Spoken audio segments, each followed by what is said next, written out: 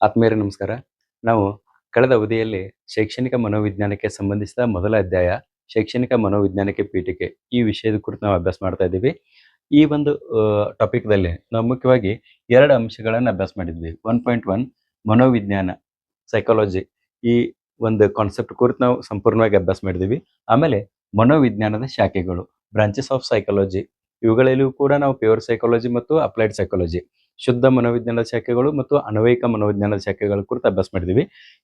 ಕಳೆದ ಅವಧಿಯಲ್ಲಿ ಮನೋವಿಜ್ಞಾನದ ವಿಧಾನಗಳು, ಮೆಥಡ್ಸ್ ಆಫ್ ಸೈಕಾಲಜಿ ಎಂಬ ಕಾನ್ಸೆಪ್ಟ್ ಕುರಿತು ನಾವು ಅಭ್ಯಾಸ ಮಾಡ್ಲಿಕ್ಕೆ ಶುರು ಮಾಡಿದ್ವಿ. ಅದರಲ್ಲಿ ನಾವು ಮುಖ್ಯವಾಗಿ ಮೊದಲನೇ ಒಂದು ಇದೇನದಲ್ಲ ವಿಧಾನ, ಅಂತರವಲೋಕನ ವಿಧಾನ, ಇಂಟ್ರಾಸ್ಪೆಕ್ಷನ್ ಮೆಥಡ್ ಅಂತ ಏನು ಕರಿತೀವಲ್ಲ, ಇದರ ಕುರಿತು ನಾವು ಇನ್ ಡೀಟೇಲ್ ಆಗಿ ತಿಳ್ಕೊಂಡಿದ್ವಿ. ಇವತ್ತಿನ ಅವಧಿಯಲ್ಲಿ ನಾವು ಅವಲೋಕನ ವಿಧಾನ, ಎರಡನೇ ವಿಧಾನ ಅವಲೋಕನ ವಿಧಾನ, ಅಬ್ಸರ್ವೇಷನ್ ಮೆಥಡ್ ಅಂತ ಹೇಳಿ ನಾವು ಕರಿತೀವಿ. ಅವಲೋಕನ ವಿಧಾನಕ್ಕೆ ವೀಕ್ಷಣಾ ವಿಧಾನ ಅಂತ ಕೂಡ ಕರೀತಾರ. ಇದ್ರ ಕುರಿತು ನಾವು ಇವತ್ತು ಅಭ್ಯಾಸ ಮಾಡೋಣ. ಸೊ ಈ ಒಂದು ಕಾನ್ಸೆಪ್ಟ್ ಸಂಬಂಧಪಟ್ಟಂತೆ ವೀಕ್ಷಣಾ ವಿಧಾನ ಅಥವಾ ಅವಲೋಕನ ವಿಧಾನದ ಕುರಿತು ನಾವು ಯಾವೆಲ್ಲ ಅಂಶಗಳನ್ನ ತಿಳ್ಕೊಳ್ಬೇಕಂತಂದ್ರೆ, ಮೊದಲನೇದು ಅದರ ಪೀಠಿಕೆ, ಆಮೇಲೆ ಅವಲೋಕನ ವಿಧಾನದ ಅರ್ಥ ಅಥವಾ ವೀಕ್ಷಣಾ ವಿಧಾನದ ಅರ್ಥವನ್ನ ಅಭ್ಯಾಸ ಮಾಡಬೇಕು. ಆಮೇಲೆ ವಿಧಾನ, ಅದನ್ನ ಕಂಡಕ್ಟ್ ಮಾಡ್ಬೇಕಾದ್ರೆ ಯಾವ ಅಂಶಗಳ ಕಡೆಗೆ ನಾವು ಗಮನವನ್ನು ಕೊಡಬೇಕು ಅನ್ನೋದನ್ನ ಅಭ್ಯಾಸ ಮಾಡಬೇಕು. ಮತ್ತು ಈ ವೀಕ್ಷಣಾ ವಿಧಾನದಲ್ಲಿ ಎಷ್ಟು ಪ್ರಕಾರಗಳಿದಾವ, ಮುಖ್ಯವಾಗಿ ಇದರಲ್ಲಿ 3 ಪ್ರಕಾರಗಳು ಬರ್ತಾವ. ಒಂದನೇದು ಪೂರ್ಣ ನಿಯಂತ್ರಿತ ಸನ್ನಿವೇಶದ ವೀಕ್ಷಣೆ ಅಂತ ಹೇಳಿ ಬರ್ತದೆ. ಎರಡನೇದು ಭಾಗಶಃ ನಿಯಂತ್ರಿತ ಸನ್ನಿವೇಶದ ವೀಕ್ಷಣೆ ಮತ್ತು ಮೂರನೇದು ಸ್ವತಂತ್ರ ಸನ್ನಿವೇಶದ ವೀಕ್ಷಣೆ ಅಂತ ಹೇಳಿ ಬರ್ತಾವ. ಈ 3 ವಿಧಗಳನ್ನ ಅಭ್ಯಾಸ ಮಾಡೋಣ. ಆಮೇಲೆ ಈ ಒಂದು ವಿಧಾನದ ವೀಕ್ಷಣಾ ವಿಧಾನದ ಗುಣಗಳು, ಅದರ ಅವಗುಣಗಳು ಅಥವಾ ಮಿತಿಗಳು ಅಂತ ಹೇಳಿ ಕರಿತೀವಿ. ಮತ್ತು ಕೊನೆಗೆ ಸಮಾರೋಪ. ಇಷ್ಟು ಅಂಶಗಳನ್ನ ನಾವು ಈ ಒಂದು ಅವಧಿಯಲ್ಲಿ ಅಭ್ಯಾಸ ಮಾಡೋಣ. ಸೊ ಮೊದಲನೇ ಅಂಶ, ಸೊ ಇಂಟ್ರೊಡಕ್ಷನ್ ಏನದಲ್ಲ, ಇದರಲ್ಲಿ ನಾವು ಮುಖ್ಯವಾಗಿ ಏನೇನು ತಿಳ್ಕೊಳ್ತೀವಿ ಅಂತಂದ್ರೆ, ಈ ಕ್ರಮಬದ್ಧವಾದ ವೀಕ್ಷಣಾ ಪದ್ಧತಿ ಏನದಲ್ಲ, ಇದು ವರ್ತನವಾದಿಗಳಿಂದ ಪ್ರಾರಂಭವಾದಂತಹ ವಿಧಾನವಾಗಿದೆ. ಯಾಕಂದ್ರೆ ಈ ಮನೋವಿಜ್ಞಾನ ಪದ್ಧತಿ ವಿಷಯದಲ್ಲಿ ವರ್ತನವಾದಿಗಳು ಅಂತ ಹೇಳಿ ಏನ್ ಕರಿತಾರಲ್ಲ, ಆ ವರ್ತನವಾದಿಗಳ ಈ ಅವಲೋಕನ ವಿಧಾನವನ್ನ ಹೆಚ್ಚಾಗಿ ಬಳಸಲಿಕ್ಕೆ ಪ್ರಾರಂಭಿಸಿದ್ರು. ಮತ್ತ ಜೆ.ಬಿ. ವ್ಯಾಟ್ಸನ್ ಅಂತ ಹೇಳಿ ವರ್ತನವಾದಿ, ಜೆ.ಬಿ. ವ್ಯಾಟ್ಸನ್ ವರ್ತನವಾದಿ ಏನಿದಾನಲ್ಲ, ಇಲ್ಲಿದೆ ನೋಡ್ರಿ ಒಂದು ಫೋಟೋ ತಿಳಿತಾ. ಸೊ ಈತ ಅಮೆರಿಕಾದ ಮನೋವಿಜ್ಞಾನಿ. ಈತ ಹೆಚ್ಚಾಗಿ ಮಾನವರ ವರ್ತನೆಗಳನ್ನ ಅಭ್ಯಾಸ ಮಾಡ್ಲಿಕ್ಕೆ ಉಪಯೋಗಿಸಿದಂತ ವಿಧಾನ ಯಾವ್ದು ಹೇಳ್ರಿ? ಅವಲೋಕನ ವಿಧಾನ ಅಥವಾ ವೀಕ್ಷಣಾ ವಿಧಾನ. ಹೀಗಾಗಿ ಈ ಜೆ.ಬಿ. ವ್ಯಾಟ್ಸನ್ ಅನ್ನ ಅವಲೋಕನ ವಿಧಾನದ ಅಥವಾ ವೀಕ್ಷಣಾ ವಿಧಾನದ ಪ್ರವರ್ತಕ ಅಂತ ಹೇಳಿ ಕರೀಲಾಗ್ತದ. ಓಕೆ, ಈಗ ನಾವು ಮೊದಲನೇ ಒಂದು ವಿಧಾನವನ್ನ ಅಭ್ಯಾಸ ಮಾಡಿದ್ವಲ್ಲ, ಅಂತರವಲೋಕನ ವಿಧಾನ ಅಂತ, ಅದನ್ನ ಬ್ರಿಟಿಷ್ ಮನೋವಿಜ್ಞಾನಿ ಇ.ಬಿ. ಟಿಶ್ನರ್ ಬೆಳಕಿಗೆ ತಂದಿದ್ರು. ಈ ವಿಧಾನವನ್ನ ಅಮೆರಿಕಾದ ಮನೋವಿಜ್ಞಾನಿಯಾದಂತಹ ಮತ್ತು ವರ್ತನವಾದಿಯಾದಂತಹ ಜೆ.ಬಿ. ವ್ಯಾಟ್ಸನ್ ಅವರ ಬೆಳಕಿಗೆ ತಂದ್ರು. ಮತ್ತೆ ಹೆಚ್ಚು ಇದನ್ನು ಉಪಯೋಗಿಸಿದ್ರಿಂದ ಇದನ್ನ ಯಾವ್ದು ಹೇಳ್ರಿ, ವೀಕ್ಷಣಾ ವಿಧಾನದ ಪ್ರವರ್ತಕ ಅಂತ ಹೇಳಿ ಈತನನ್ನ ಕರೀಲಾಗ್ತದೆ. ಮನೋವಿಜ್ಞಾನದಲ್ಲಿ ಇದು ಮುಖ್ಯವಾಗಿ ಮಾಡುವಂತ ಕೆಲಸ ಏನಂದ್ರೆ, ಮನೋವಿಜ್ಞಾನದಲ್ಲಿ ಮಾನವನ ಹಾಗೂ ಪ್ರಾಣಿಗಳ ವರ್ತನೆಯ ಬಗ್ಗೆ ಮಾಹಿತಿ ಸಂಗ್ರಹಿಸಲು ಅಂತರಾವಲೋಕನದ ಬದಲಾಗಿ ಇವ್ರು ಏನ್ ಮಾಡ್ರಂದ್ರ, ವೀಕ್ಷಣಾವಾದಿಗಳು ವೀಕ್ಷಣಾ ವಿಧಾನವನ್ನ ಬಳಕೆಗೆ ತಂದ್ರು ಅಂತ ಹೇಳಿ ಕರೀಲಾಗ್ತದೆ. ಆಮೇಲೆ ನೆಕ್ಸ್ಟ್ ಮುಂದುವರೆದು ಇದರ ಅರ್ಥವನ್ನು ನೋಡ್ಬೇಕಾಯ್ತು ಅಂತ ತಿಳ್ಕೊಂಡು, ನಿರ್ದಿಷ್ಟವಾಗಿ ವೀಕ್ಷಣಾ ವಿಧಾನ ಅಥವಾ ಅವಲೋಕನ ವಿಧಾನ ಅಂತಂದ್ರೆ ಏನಂತ ಕರಿತೀವಿ ಅಂತಂದ್ರೆ, ಒಂದು ನಿರ್ದಿಷ್ಟ ಉದ್ದೇಶ, ಇಲ್ಲಿ ಬ್ರಾಕೆಟ್ನಾಗ ಮಾಡ್ತಾ ನೋಡ್ರಿ, ಇದು ಬಾಕ್ಸ್ ಮಾಡ್ತಾ ನೋಡ್ರಿ, ಒಂದು ನಿರ್ದಿಷ್ಟ ಉದ್ದೇಶ ಸಾಧನೆಗಾಗಿ ವ್ಯಕ್ತಿಯ ಬಾಹ್ಯ ವರ್ತನೆಯನ್ನ ಅಧ್ಯಯನ ಮಾಡುವುದನ್ನು ವೀಕ್ಷಣೆ ಎನ್ನುವರು. ವೀಕ್ಷಣೆ ಅಂತ ಹೇಳಿ ಎದಕ್ಕೆ ಕರಿತೀವಿ ಹೇಳ್ರಿ? ನಾವು ಮುಖ್ಯವಾಗಿ ಒಂದು ನಿರ್ದಿಷ್ಟ ಉದ್ದೇಶವನ್ನು ಇಟ್ಕೊಳ್ತೀವಿ. ಆ ಉದ್ದೇಶದ ಸಾಧನೆಗಾಗಿ ಒಬ್ಬ ವ್ಯಕ್ತಿಯ ಬಾಹ್ಯ ವರ್ತನೆಯನ್ನ ಅಭ್ಯಾಸ ಮಾಡ್ತೇವಲ್ಲ, ಅದಕ್ಕೆ ನಾವು ವೀಕ್ಷಣಾ ವಿಧಾನ ಅಥವಾ ವೀಕ್ಷಣೆ ಅಂತ ಹೇಳಿ ಕರಿತೇವೆ. ಇಲ್ಲಿ ವೀಕ್ಷಣೆ ಅಥವಾ ಅವಲೋಕನ ಅನ್ನೋ ಶಬ್ದದಲ್ಲ 2 ತರ ಅರ್ಥ ಒಂದಾದ.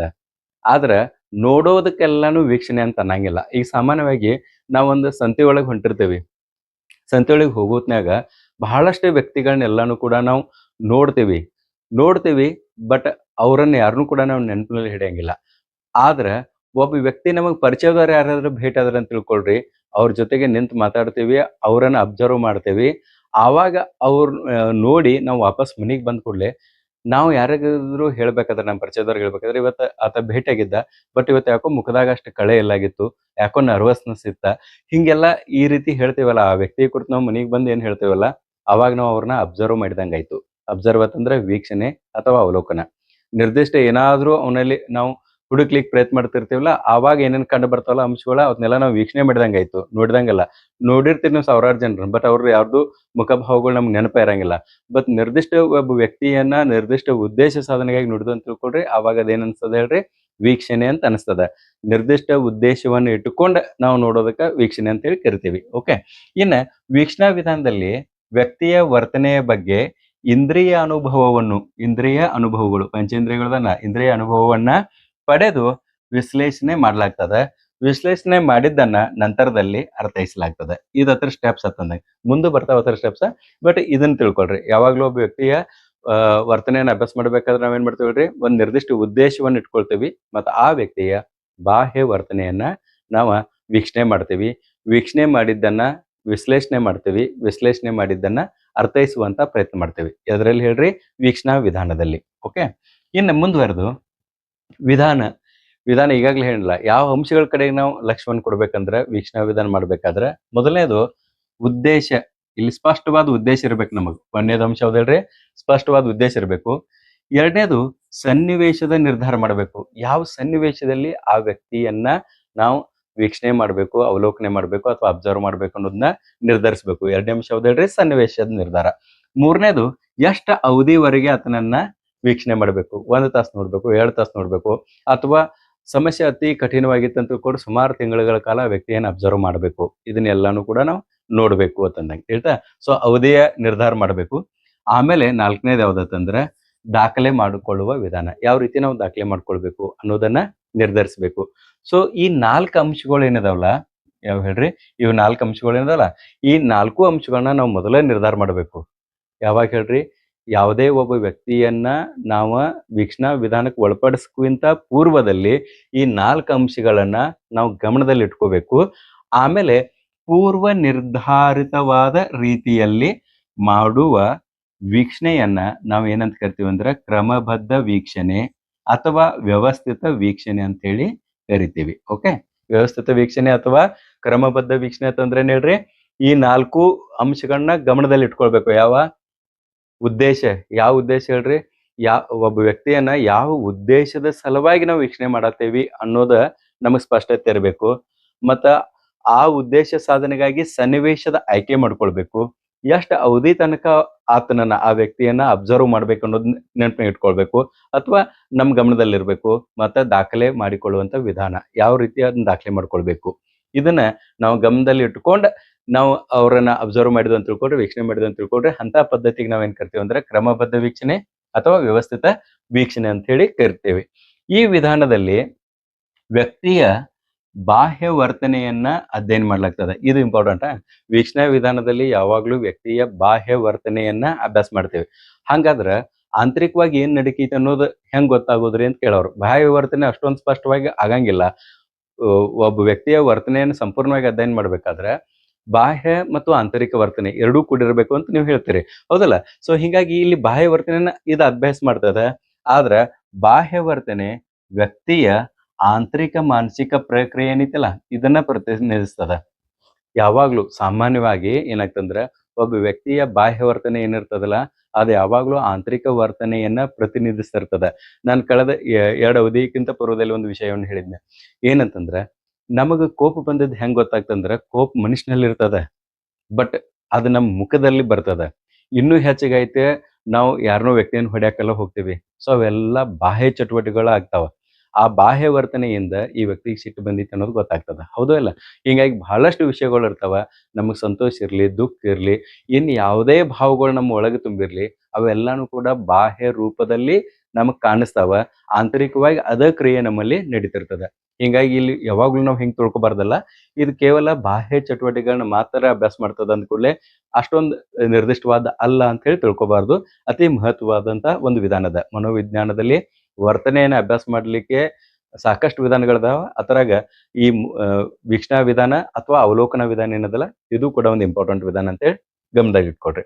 ಇನ್ನ ಬಾಹ್ಯ ವರ್ತನೆಯ ಅಧ್ಯಯನ ವ್ಯಕ್ತಿಯ ಆಂತರಿಕ ಮಾನಸಿಕ ಸ್ಥಿತಿ ಏನದಲ್ಲ ಸ್ಥಿತಿಯನ್ನ ಪರೋಕ್ಷವಾಗಿ ಸೂಚಿಸ್ತದೆ. ಇಲ್ಲಿ ಲಾಸ್ಟಕ್ಕೆ ಅದೇ ಅದ ನೋಡ್ರಿ. ಏನ್ ಹೇಳ್ರಿ, ಒಬ್ಬ ವ್ಯಕ್ತಿಯ ಬಾಹ್ಯ ವರ್ತನೆ ಏನದಲ್ಲ ಅದು ಪರೋಕ್ಷವಾಗಿ ಅಂದ್ರೆ ಇಂಡೈರೆಕ್ಟ್ ಆಗಿ ಏನ್ ಹೇಳ್ರಿ, ವ್ಯಕ್ತಿಯ ಆಂತರಿಕ ಮಾನಸಿಕ ಸ್ಥಿತಿ ಏನದಲ್ಲ ಅದನ್ನ ಪ್ರತಿನಿಧಿಸ್ತದ ಅಂತ ತಿಳ್ಕೊಂಡ ಮನೋವಿಜ್ಞಾನಿಗಳು ಹೇಳ್ತಾರ. ಹಿಂಗಾಗಿ ಈ ವಿಧಾನದ ಮೂಲಕ ನಾವು ಯಾವುದೇ ವ್ಯಕ್ತಿಯ ಏನ್ ಹೇಳ್ರಿ ವೀಕ್ಷಣೆಯನ್ನ ಮಾಡಬಹುದು ಅಂತಂದಾಗ, ಇನ್ನು ಮುಂದುವರೆದು ನಾವು ನೋಡ್ಬೇಕಾದ್ರೆ ವೀಕ್ಷಣಾ ವಿಧಾನವನ್ನ ಯಾವೆಲ್ಲ ಕ್ಷೇತ್ರದಲ್ಲಿ ಹೆಚ್ಚಾಗಿ ಬಳಕೆ ಮಾಡಿದಾರ ಅಂತಂದ್ರೆ, ಒಂದೇದು ವಿಕಾಸ ಮನೋವಿಜ್ಞಾನದಾಗ ಬಳಕೆ ಮಾಡಿದಾರ, ಮತ್ತ ಮಕ್ಕಳ ಮನೋವಿಜ್ಞಾನದಲ್ಲಿ ಡೆವಲಪ್ಮೆಂಟಲ್ ಸೈಕಾಲಜಿ ಮತ್ತು ಚೈಲ್ಡ್ ಸೈಕಾಲಜಿದಲ್ಲಿ ಇದನ್ನ ಹೆಚ್ಚಾಗಿ ಬಳಕೆ ಮಾಡಿದಾರ. ಎದಕ್ಕೋಸ್ಕರ ಬಳಕೆ ಮಾಡಿದಾರ ಅಂದ್ರ ಮಗುವಿನ ಬೆಳವಣಿಗೆಯ ಲಕ್ಷಣಗಳನ್ನ ಅಧ್ಯಯನ ಮಾಡುವ ಸಲುವಾಗಿ ಈ ಒಂದು ವಿಧಾನವನ್ನ ಅವಲೋಕನ ವಿಧಾನವನ್ನು ಬಳಸಿ ಆ ಕ್ಷೇತ್ರಗಳ ಬೆಳವಣಿಗೆಯಲ್ಲಿ ಈ ಒಂದು ವಿಧಾನ ಅತ್ಯಂತ ಸಹಾಯಕಾರಿಯಾಗಿದೆ ಅಂತ ತಿಳ್ಕೊಂಡು ಹೇಳಾಗ್ತದ. ಇನ್ನ ಇದು ಯಾರಿಂದ ನಡಿಬೇಕು ಅನ್ನೋದು ಬಹಳ ಇಂಪಾರ್ಟೆಂಟ್ ಅದ. ಎಲ್ಲಾರು ಇದನ್ನ ಮಾಡ್ಲಿಕ್ಕೆ ಸಾಧ್ಯ ಇಲ್ಲ. ಅಂದ್ರೆ ವೀಕ್ಷಣೆಯನ್ನು ಮಾಡೋದು ಏನದಲ್ಲ ಅದಕ್ಕೆ ಜವಾಬ್ದಾರಿ ಆದಂತ ಕೆಲಸ ಅದ, ರಿಸ್ಕಿ ಕೆಲಸ ಅದ. ಹಿಂಗಾಗಿ ವಿಶ್ವಾಸಾರ್ಹ ವ್ಯಕ್ತಿಗಳು ಯಾರು ನಂಬಿಗಸ್ತರದಾರಲ್ಲ ಅವರಿಂದ ಮಾತ್ರ ವೀಕ್ಷಣಾ ಕಾರ್ಯ ನಡೆಯಬೇಕು ಅಂತ ಹೇಳ್ತಾರ. ಯಾಕೆ ಈ ರೀತಿ ಹೇಳ್ತಾರತ್ತಂದ್ರ, ಈಗ ನಾವು ಒಬ್ಬರಿಗೆ ಜವಾಬ್ದಾರಿ ಕೊಡ್ತೇವೆ. ಏನಂತಂದ್ರೆ ಒಬ್ಬ ಸರ್ಗೆ ಒಂದು ಶಾಲೆಯಲ್ಲಿ ಒಬ್ಬ ಶಿಕ್ಷಕನಿಗೆ ನಾವು ಒಂದು ಜವಾಬ್ದಾರಿ ಕೊಡ್ತೇವೆ. ಏನಂತ, ಈ ಮಗು ವರ್ತನೆ ಒಂದ್ ಸ್ವಲ್ಪ ಯಾಕೋ ವಿಚಿತ್ರವಾಗಿ ಅನಿಸ್ತದ, ಸ್ವಲ್ಪ ನೀವು ಅವಲೋಕನ ಮಾಡಿ ವರದಿಯನ್ನು ಒಪ್ಪಿಸ್ರಿ ಅಂತ ಹೇಳಿದಾಗ ಆ ಶಿಕ್ಷಕ ವಿಶ್ವಾಸಾರ್ಹ ವ್ಯಕ್ತಿಯಾಗಿರ್ಬೇಕು, ಸತ್ಯವನ್ನು ನುಡಿಯುವಂತವಾಗಿರ್ಬೇಕು, ಸತ್ಯ ರಿಪೋರ್ಟ್ ಕೊಡುವಂತವಾಗಿರ್ಬೇಕು. ಇನ್ ಕೇಸ್ ಆ ಮಗುವಿನ ಮೇಲೆ ಅವನಿಗೆ ಏನಾದ್ರೂ ದ್ವೇಷ ಇತ್ತು ಅಂತ ತಿಳ್ಕೊಳ್ರಿ, ಆ ಶಿಕ್ಷಕ ಆ ಮಗುವಿನ ಸರಿಯಾಗಿ ಅಬ್ಸರ್ವ್ ಮಾಡ್ದೇನೆ ರಿಪೋರ್ಟ್ ಆ ಹುಡುಗ ಕೆಟ್ಟದಾಗಿದಾನ ಅಂತ ತಿಳ್ಕೊಂಡು ರಿಪೋರ್ಟ್ ಕೊಡ್ಬೋದು. ಅದಕ್ಕೆ ವಿಶ್ವಾಸಾರ್ಹ ವ್ಯಕ್ತಿಗಳಿಂದ ಮಾತ್ರ ಏನೈತೆ ಹೇಳ್ರಿ ವೀಕ್ಷಣೆ ಕಾರ್ಯ 100% ಕರೆಕ್ಟ್ ಆಗ್ಲಿಕ್ಕೆ ಸಾಧ್ಯ ಅದ.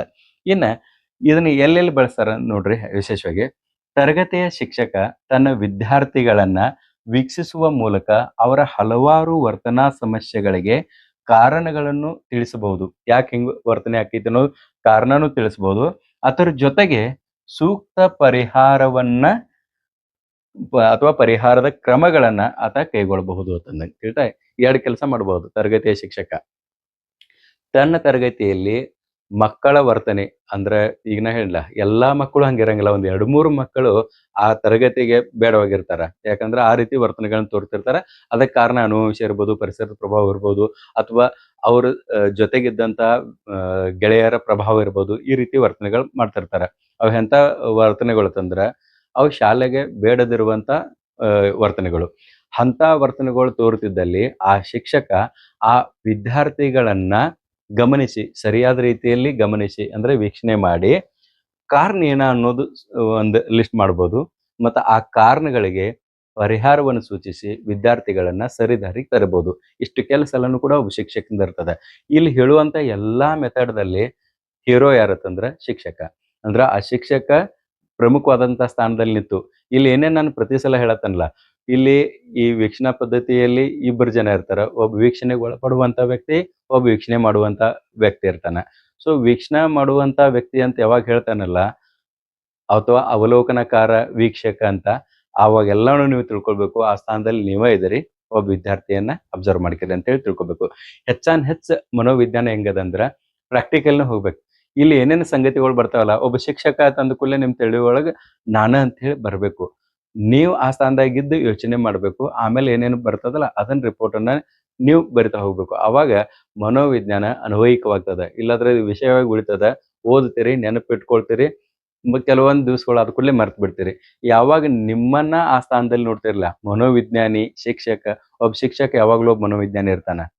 ಅದ್ ಮೊದ್ಲು ಅರ್ಥ ಮಾಡ್ಕೊಳ್ರಿ. ಸೊ ಆ ನಿಟ್ಟಿನಲ್ಲಿ ನೀವು ಯೋಚನೆ ಮಾಡ್ಲಿಕ್ಕೆ ಪ್ರಾರಂಭಿಸ್ರಿ. ಓಕೆ, ಸೊ ಇನ್ ನೆಕ್ಸ್ಟ್ ನೋಡ್ರಿ, ವೀಕ್ಷಣೆಯ ವಿಧಗಳು. ಇಲ್ಲ ಅವಲೋಕನ ವಿಧಾನದ ವಿಧಗಳು ಅಥವಾ ವೀಕ್ಷಣಾ ವಿಧಾನದ ವಿಧಗಳು ಅಂತೇಳಿ ಈಗಾಗಲೇ ಹೇಳಿದಂಗ 3 ವಿಧಗಳದಾವ. ಮೊದಲನೇ ಒಂದು ವಿಧಾನ ಏನದಲ್ಲ ಅದನ್ನ ಪೂರ್ಣ ನಿಯಂತ್ರಿತ ಸನ್ನಿವೇಶದ ವೀಕ್ಷಣೆ ಅಂತ ಹೇಳಿ ಕರಿತೇವೆ ನಾವು. ಪೂರ್ಣ ನಿಯಂತ್ರಿತ ಸನ್ನಿವೇಶದ ವೀಕ್ಷಣೆ, ಕಂಪ್ಲೀಟ್ ಕಂಟ್ರೋಲ್ಡ್ ಅಬ್ಸರ್ವೇಷನ್ ಅಂತ ಹೇಳಿ ಕರಿತೇವೆ. ಈ ವಿಧಾನದಾಗ ಏನಾಗ್ತದ ಅಂತಂದ್ರ, ಅಂದ್ರೆ ಈ ವಿಧಾನವನ್ನು ಅವಲೋಕನದ ಪ್ರತ್ಯಕ್ಷ ವಿಧಾನ ಅಂತ ಹೇಳಿ ಕೂಡ ಕರೀತಾರ. ಇದನ್ನ ಒಂದು ನೋಟ್ ಮಾಡಿ ಇಟ್ಕೊಳ್ರಿ. ಈ ವಿಧಾನವನ್ನ ಅವಲೋಕನದ ಪ್ರತ್ಯಕ್ಷ ವಿಧಾನ ಅಂತ ಹೇಳಿ ಕರೀತಾರ. ನಾವ ಯಾರನ್ನ ವೀಕ್ಷಿಸಬೇಕಲ್ಲ, ಯಾವ್ದು ಹೇಳ್ರಿ ಪೂರ್ಣ ನಿಯಂತ್ರಣದ ಸನ್ನಿವೇಶದ ವೀಕ್ಷಣೆ ಅಂತಂದ್ರ ಯಾವ ವ್ಯಕ್ತಿಯನ್ನ ನಾವು ವೀಕ್ಷಿಸಬೇಕಾದ ವ್ಯಕ್ತಿಯನ್ನ ಉದ್ದೇಶಪೂರ್ವಕವಾಗಿ ನಿಯಂತ್ರಣದಲ್ಲಿಟ್ಟುಕೊಂಡು ಅವನ ವರ್ತನೆಯ ವಾಸ್ತವ ಅಂಶಗಳನ್ನು ದಾಖಲಿಸಿಕೊಳ್ಳುವ ವಿಧಾನ ಏನೈತಲ್ಲ, ಇದಕ್ಕೆ ನಾವು ನಿಯಂತ್ರಿತ ಅವಲೋಕನ ಅಥವಾ ನಿಯಂತ್ರಿತ ವೀಕ್ಷಣೆ ಅಂತ ಹೇಳಿ ಕರಿತೇವೆ ನಾವು. ಈಗ ಸಣ್ಣ ಒಂದು ಎಕ್ಸಾಂಪಲ್ ತಗೋರಿ. ಅಂದ್ರೆ ನಾವು ಇದಕ್ಕೆ ಪೂರ್ಣ ನಿಯಂತ್ರಿತ ಸನ್ನಿವೇಶದ ವೀಕ್ಷಣೆ ಅಂತ ಐತಲ್ಲ, ಪೂರ್ಣ ನಿಯಂತ್ರಿತ ಅಂದ್ರ ಇಲ್ಲಿ ನಮ್ಮ ಕಂಟ್ರೋಲ್ದಾಗ ಆ ವೀಕ್ಷಣಾ ವಿಧಾನ ನಡೀತದ. ಈಗ ನಾವು ಶಿಕ್ಷಕರಿದೇವಿ, ಒಂದು ಕ್ಲಾಸ್ನಾಗ ವಿದ್ಯಾರ್ಥಿಗಳು ಅದಾರ, ಆ ವಿದ್ಯಾರ್ಥಿಗಳು ಯಾವಾಗ್ಲೂ ನಮ್ಮ ಕಂಟ್ರೋಲ್ದಾಗ ಇರ್ತಾರ. ಕಂಟ್ರೋಲ್ದಾಗ ಇದ್ದ ಅವ್ರು ವೀಕ್ಷಣೆ ಮಾಡೋದೇನದಲ್ಲ, ಅದನ್ನ ಪೂರ್ಣ ನಿಯಂತ್ರಿತ ಸನ್ನಿವೇಶದ ವೀಕ್ಷಣೆ ಅಂತ ಹೇಳಿ ಕರಿತೇವೆ. ಯಾಕಂದ್ರೆ ಕ್ಲಾಸ್ ರೂಮ್ ನಮ್ಮ ಕಂಟ್ರೋಲ್ದಾಗ ಇರ್ತದೆ. ಸೊ ಇಲ್ಲಿ ಮುಂದುವರೆದ ಹೇಳ್ತಾರೆ ನೋಡ್ರಿ, ವೀಕ್ಷಣೆಗೆ ಒಳಪಡುವ ವ್ಯಕ್ತಿಗೆ, ಯಾರು ವೀಕ್ಷಣೆಗೆ ಒಳಪಡ್ತಿದಾರಲ್ಲ ಆ ವ್ಯಕ್ತಿಗೆ ನಾನು ವೀಕ್ಷಿಸಲ್ಪಡುತ್ತಿದ್ದೇನೆ ಎಂಬ ವಿಷಯ ಅವನಿಗೆ ಗೊತ್ತಿರ್ತದ. ಅದರ ಸಲುವಾಗಿ ಆ ವ್ಯಕ್ತಿ ನಾಟಕೀಯವಾಗಿ ತಪ್ಪು ಮಾಹಿತಿಯನ್ನು ಕೂಡ ದಾಖಲಿಸಬಹುದು.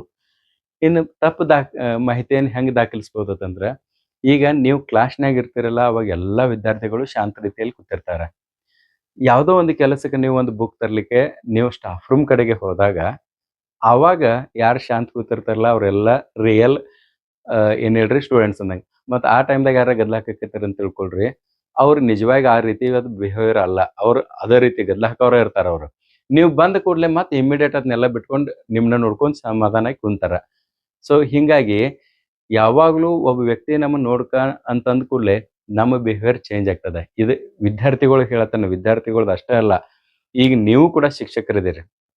ನೀವೇನೋ ಸ್ಟಾಫ್ ರೂಮ್ದಾಗ ಒಬ್ರಿಗೊಬ್ರು ಮಾತಾಡ್ಕೊಂತ ಕೂತಿರ್ತೀರಿ, ಸಡನ್ ಆಗಿ ಅಲ್ಲಿ ಹೆಡ್ ಮಾಸ್ಟರ್ ಬಂದ್ರಂತ ತಿಳ್ಕೊಡ್ರಿ, ಅದನ್ನೆಲ್ಲ ಬಿಟ್ಕೊಂಡು ನೀವು ಅಗದಿ ಶಾಂತವಾಗಿ ಕೊಡ್ತೀರಿ, ಎದ್ ನಿಲ್ತೀರಿ, ರೆಸ್ಪೆಕ್ಟ್ ಕೊಡ್ತೀರಿ.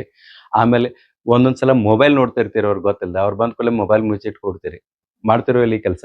ಸೊ ಇಂಥವೆಲ್ಲ ಬಿಹೇವಿಯರ್ ಇದಾವಲ್ಲ, ಇವುಗಳನ್ನ ಗಮನಿಸೋದೇನದಲ್ಲ, ನಿಯಂತ್ರಣ ಇದ್ದಾಗ ಮಾತ್ರ ನಾವು ಅದನ್ನ ಕರೆಕ್ಟಾಗಿ ತೋರ್ತೀವಿ. ಸೊ ಇದರಿಂದ ಏನರ್ಥ ಆಗ್ತದೆ ಹೇಳ್ರಿ ಸ್ಪಷ್ಟವಾಗಿ, ಯಾವಾಗಲೂ ನಿಯಂತ್ರಿತ ಸನ್ನಿವೇಶದ ವೀಕ್ಷಣೆ ಇರ್ತದಲ್ಲ, ಅವಾಗ ಹೆಚ್ಚಾನೆಚ್ಚು ನಮ್ಗೆ ತಪ್ಪು ಮಾಹಿತಿಗಳೇ ಸಿಗ್ತಾವೆ.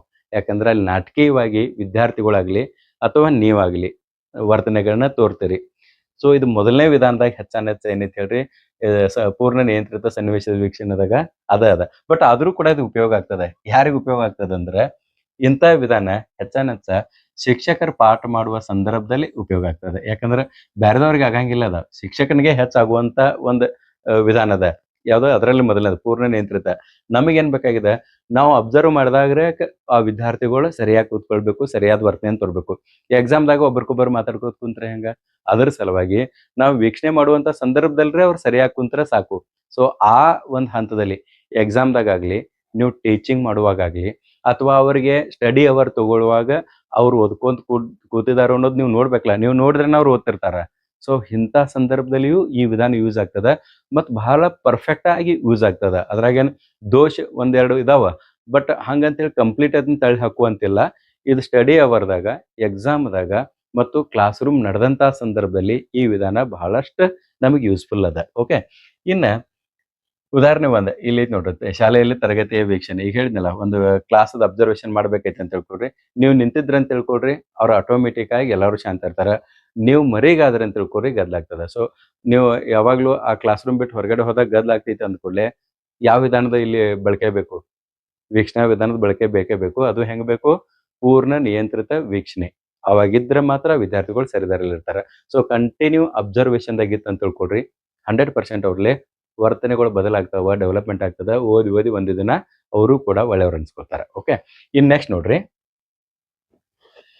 ಎರಡನೇ ವಿಧಾನ ಭಾಗಶಃ ನಿಯಂತ್ರಿತ ಸನ್ನಿವೇಶದ ವೀಕ್ಷಣೆ ಅಂತ ಹೇಳಿ, ಪಾರ್ಷಿಯಲ್ ಕಂಟ್ರೋಲ್ಡ್ ಅಬ್ಸರ್ವೇಷನ್ ಅಂತ ಹೇಳಿ ಎರಡನೇ ವಿಧಾನವನ್ನು ಕರಿತೀವಿ. ಈ ಬಗೆಯ ಸನ್ನಿವೇಶನಿಗೆ ಒಳಪಡುವವರು ಪೂರ್ಣವಾಗಿ ಸ್ವತಂತ್ರ ಮತ್ತು ನಿಯಂತ್ರಣಕ್ಕೆ ಒಳಪಟ್ಟಿರುವುದಿಲ್ಲ. ಅಂದ್ರೆ ಇಲ್ಲಿ ಕಂಪ್ಲೀಟ್ ನಾವು ಸ್ವತಂತ್ರನೂ ಬಿಡಂಗಿಲ್ಲ ಮತ್ತು ಕಂಪ್ಲೀಟ್ ಕಂಟ್ರೋಲ್ನೂ ಇರಂಗಿಲ್ಲ. ಈ ಕಡೆ ಸ್ವತಂತ್ರ ಮತ್ತು ಈ ಕಡೆಗೆ ನಿಯಂತ್ರಿತ, ಈ ಎರಡೂ ತರ ಮಧ್ಯದಲ್ಲಿ ಯಾರು ಇರ್ತಾರಲ್ಲ, ಅಂತ ಒಂದು ಸನ್ನಿವೇಶಕ್ಕೆ ನಾವು ಏನ್ ಕರಿತೇವೆ ಹೇಳ್ರಿ, ಭಾಗಶಃ ನಿಯಂತ್ರಿತ ಸನ್ನಿವೇಶದ ವೀಕ್ಷಣೆ ಅಂತ ಹೇಳಿ ಕರಿತೇವೆ. ಇನ್ನಷ್ಟು ಇದನ್ನು ಕ್ಲಿಯರ್ ತಿಳ್ಕೊಳ್ಬೇಕಾದ್ರೆ, ಇದೊಂದು ಬಗೆಯ ಪೂರ್ವ ನಿರ್ಧಾರಿತ ಅಥವಾ ಪೂರ್ವ ನಿರ್ಧಾರದ ವೀಕ್ಷಣೆಯಾಗಿದ್ದು, ವೀಕ್ಷಣೆ ಮಾಡುವವರು ಮೊದಲೇ ಗುರಿ ನಿರ್ಧರಿಸಿ ವೀಕ್ಷಣೆಗೆ ಒಳಪಡುವವರ ಜೊತೆಗೆ ಇದ್ದು ವರ್ತನಾ ಫಲಗಳನ್ನು ದಾಖಲಿಸುವ ವಿಧಾನ ಇದಾಗಿದೆ. ಅಂದ್ರ ನಾವು ಈಗ ಒಬ್ಬ ವಿದ್ಯಾರ್ಥಿಯ ವರ್ತನೆಯನ್ನ ನಾವು ಇದು ವೀಕ್ಷಣೆ ಮಾಡೋರ್ದೇವೆ ಅಂತ ತಿಳ್ಕೊಳ್ರಿ. ಸೊ ಇಲ್ಲಿ ಏನ್ ಮಾಡ್ತೇವೆ ಅಂತಂದ್ರೆ ಈ ವಿಧಾನದಾಗ ಆ ವಿದ್ಯಾರ್ಥಿಯ ಜೊತೆಗೇ ಇರ್ತೇವೆ ನಾವು. ನಾವು ವೀಕ್ಷಣೆ ಮಾಡೋರು ವೀಕ್ಷಣೆಗೆ ಒಳಪಡುವಂತ ವ್ಯಕ್ತಿಯ ಜೊತೆಗೇ ಇದ್ದು ಕೆಲವು ದಿನಗಳ ಕಾಲ ಆತನ ಜೊತೆಗೆ ಇದ್ದು ಅವನಿಗೆ ಗೊತ್ತಾಗದ ರೀತಿ ಆ ಇದು ವರ್ತನೆಗಳನ್ನ ಅಭ್ಯಾಸ ಮಾಡಿ ದಾಖಲಿಸೋದಲ್ಲ, ಇದಕ್ಕೆ ಭಾಗಶಃ ನಿಯಂತ್ರಿತ ಸನ್ನಿವೇಶದ ವೀಕ್ಷಣೆ ಅಂತೇಳಿ ಕರಿತೇವೆ. ಈಗ ಇದಕ್ಕೆ ಉದಾಹರಣೆ ನೋಡ್ಬೇಕಾದ್ರೆ ನಾವು ಒಂದು ಸ್ಕೂಲ್ಗೆ ಒಂದು ಈಗ ಒಬ್ರು PE ಟೀಚರ್ ಅದಾರ ಅಂತ ತಿಳ್ಕೊಂಡು ಒಂದು ವಾಲಿಬಾಲ್ ಟೀಮನ್ನು ಅಂತನಿಗೆ ಸೆಲೆಕ್ಟ್ ಮಾಡೋದದ. ವಾಲಿಬಾಲ್ ಟೀಮ್ದಾಗ ಒಂದು 6 ಜನ ಆಡೋರು, ಒಂದು 3 ಜನ ಎಕ್ಸ್ಟ್ರಾ ಪ್ಲೇಯರ್ಸ್ ಬೇಕಾಗಿದ್ದಾರೆ ಅಂತ ತಿಳ್ಕೊಳ್ರಿ. ಸೊ 9 ಜನರ ಆಯ್ಕೆ ಮಾಡೋದದ. ಆ 9 ಜನರ ಆಯ್ಕೆ ಸಲುವಾಗಿ ಅಲ್ಲಿ ಒಂದು 25 ಜನ ಬರ್ತಾರೆ.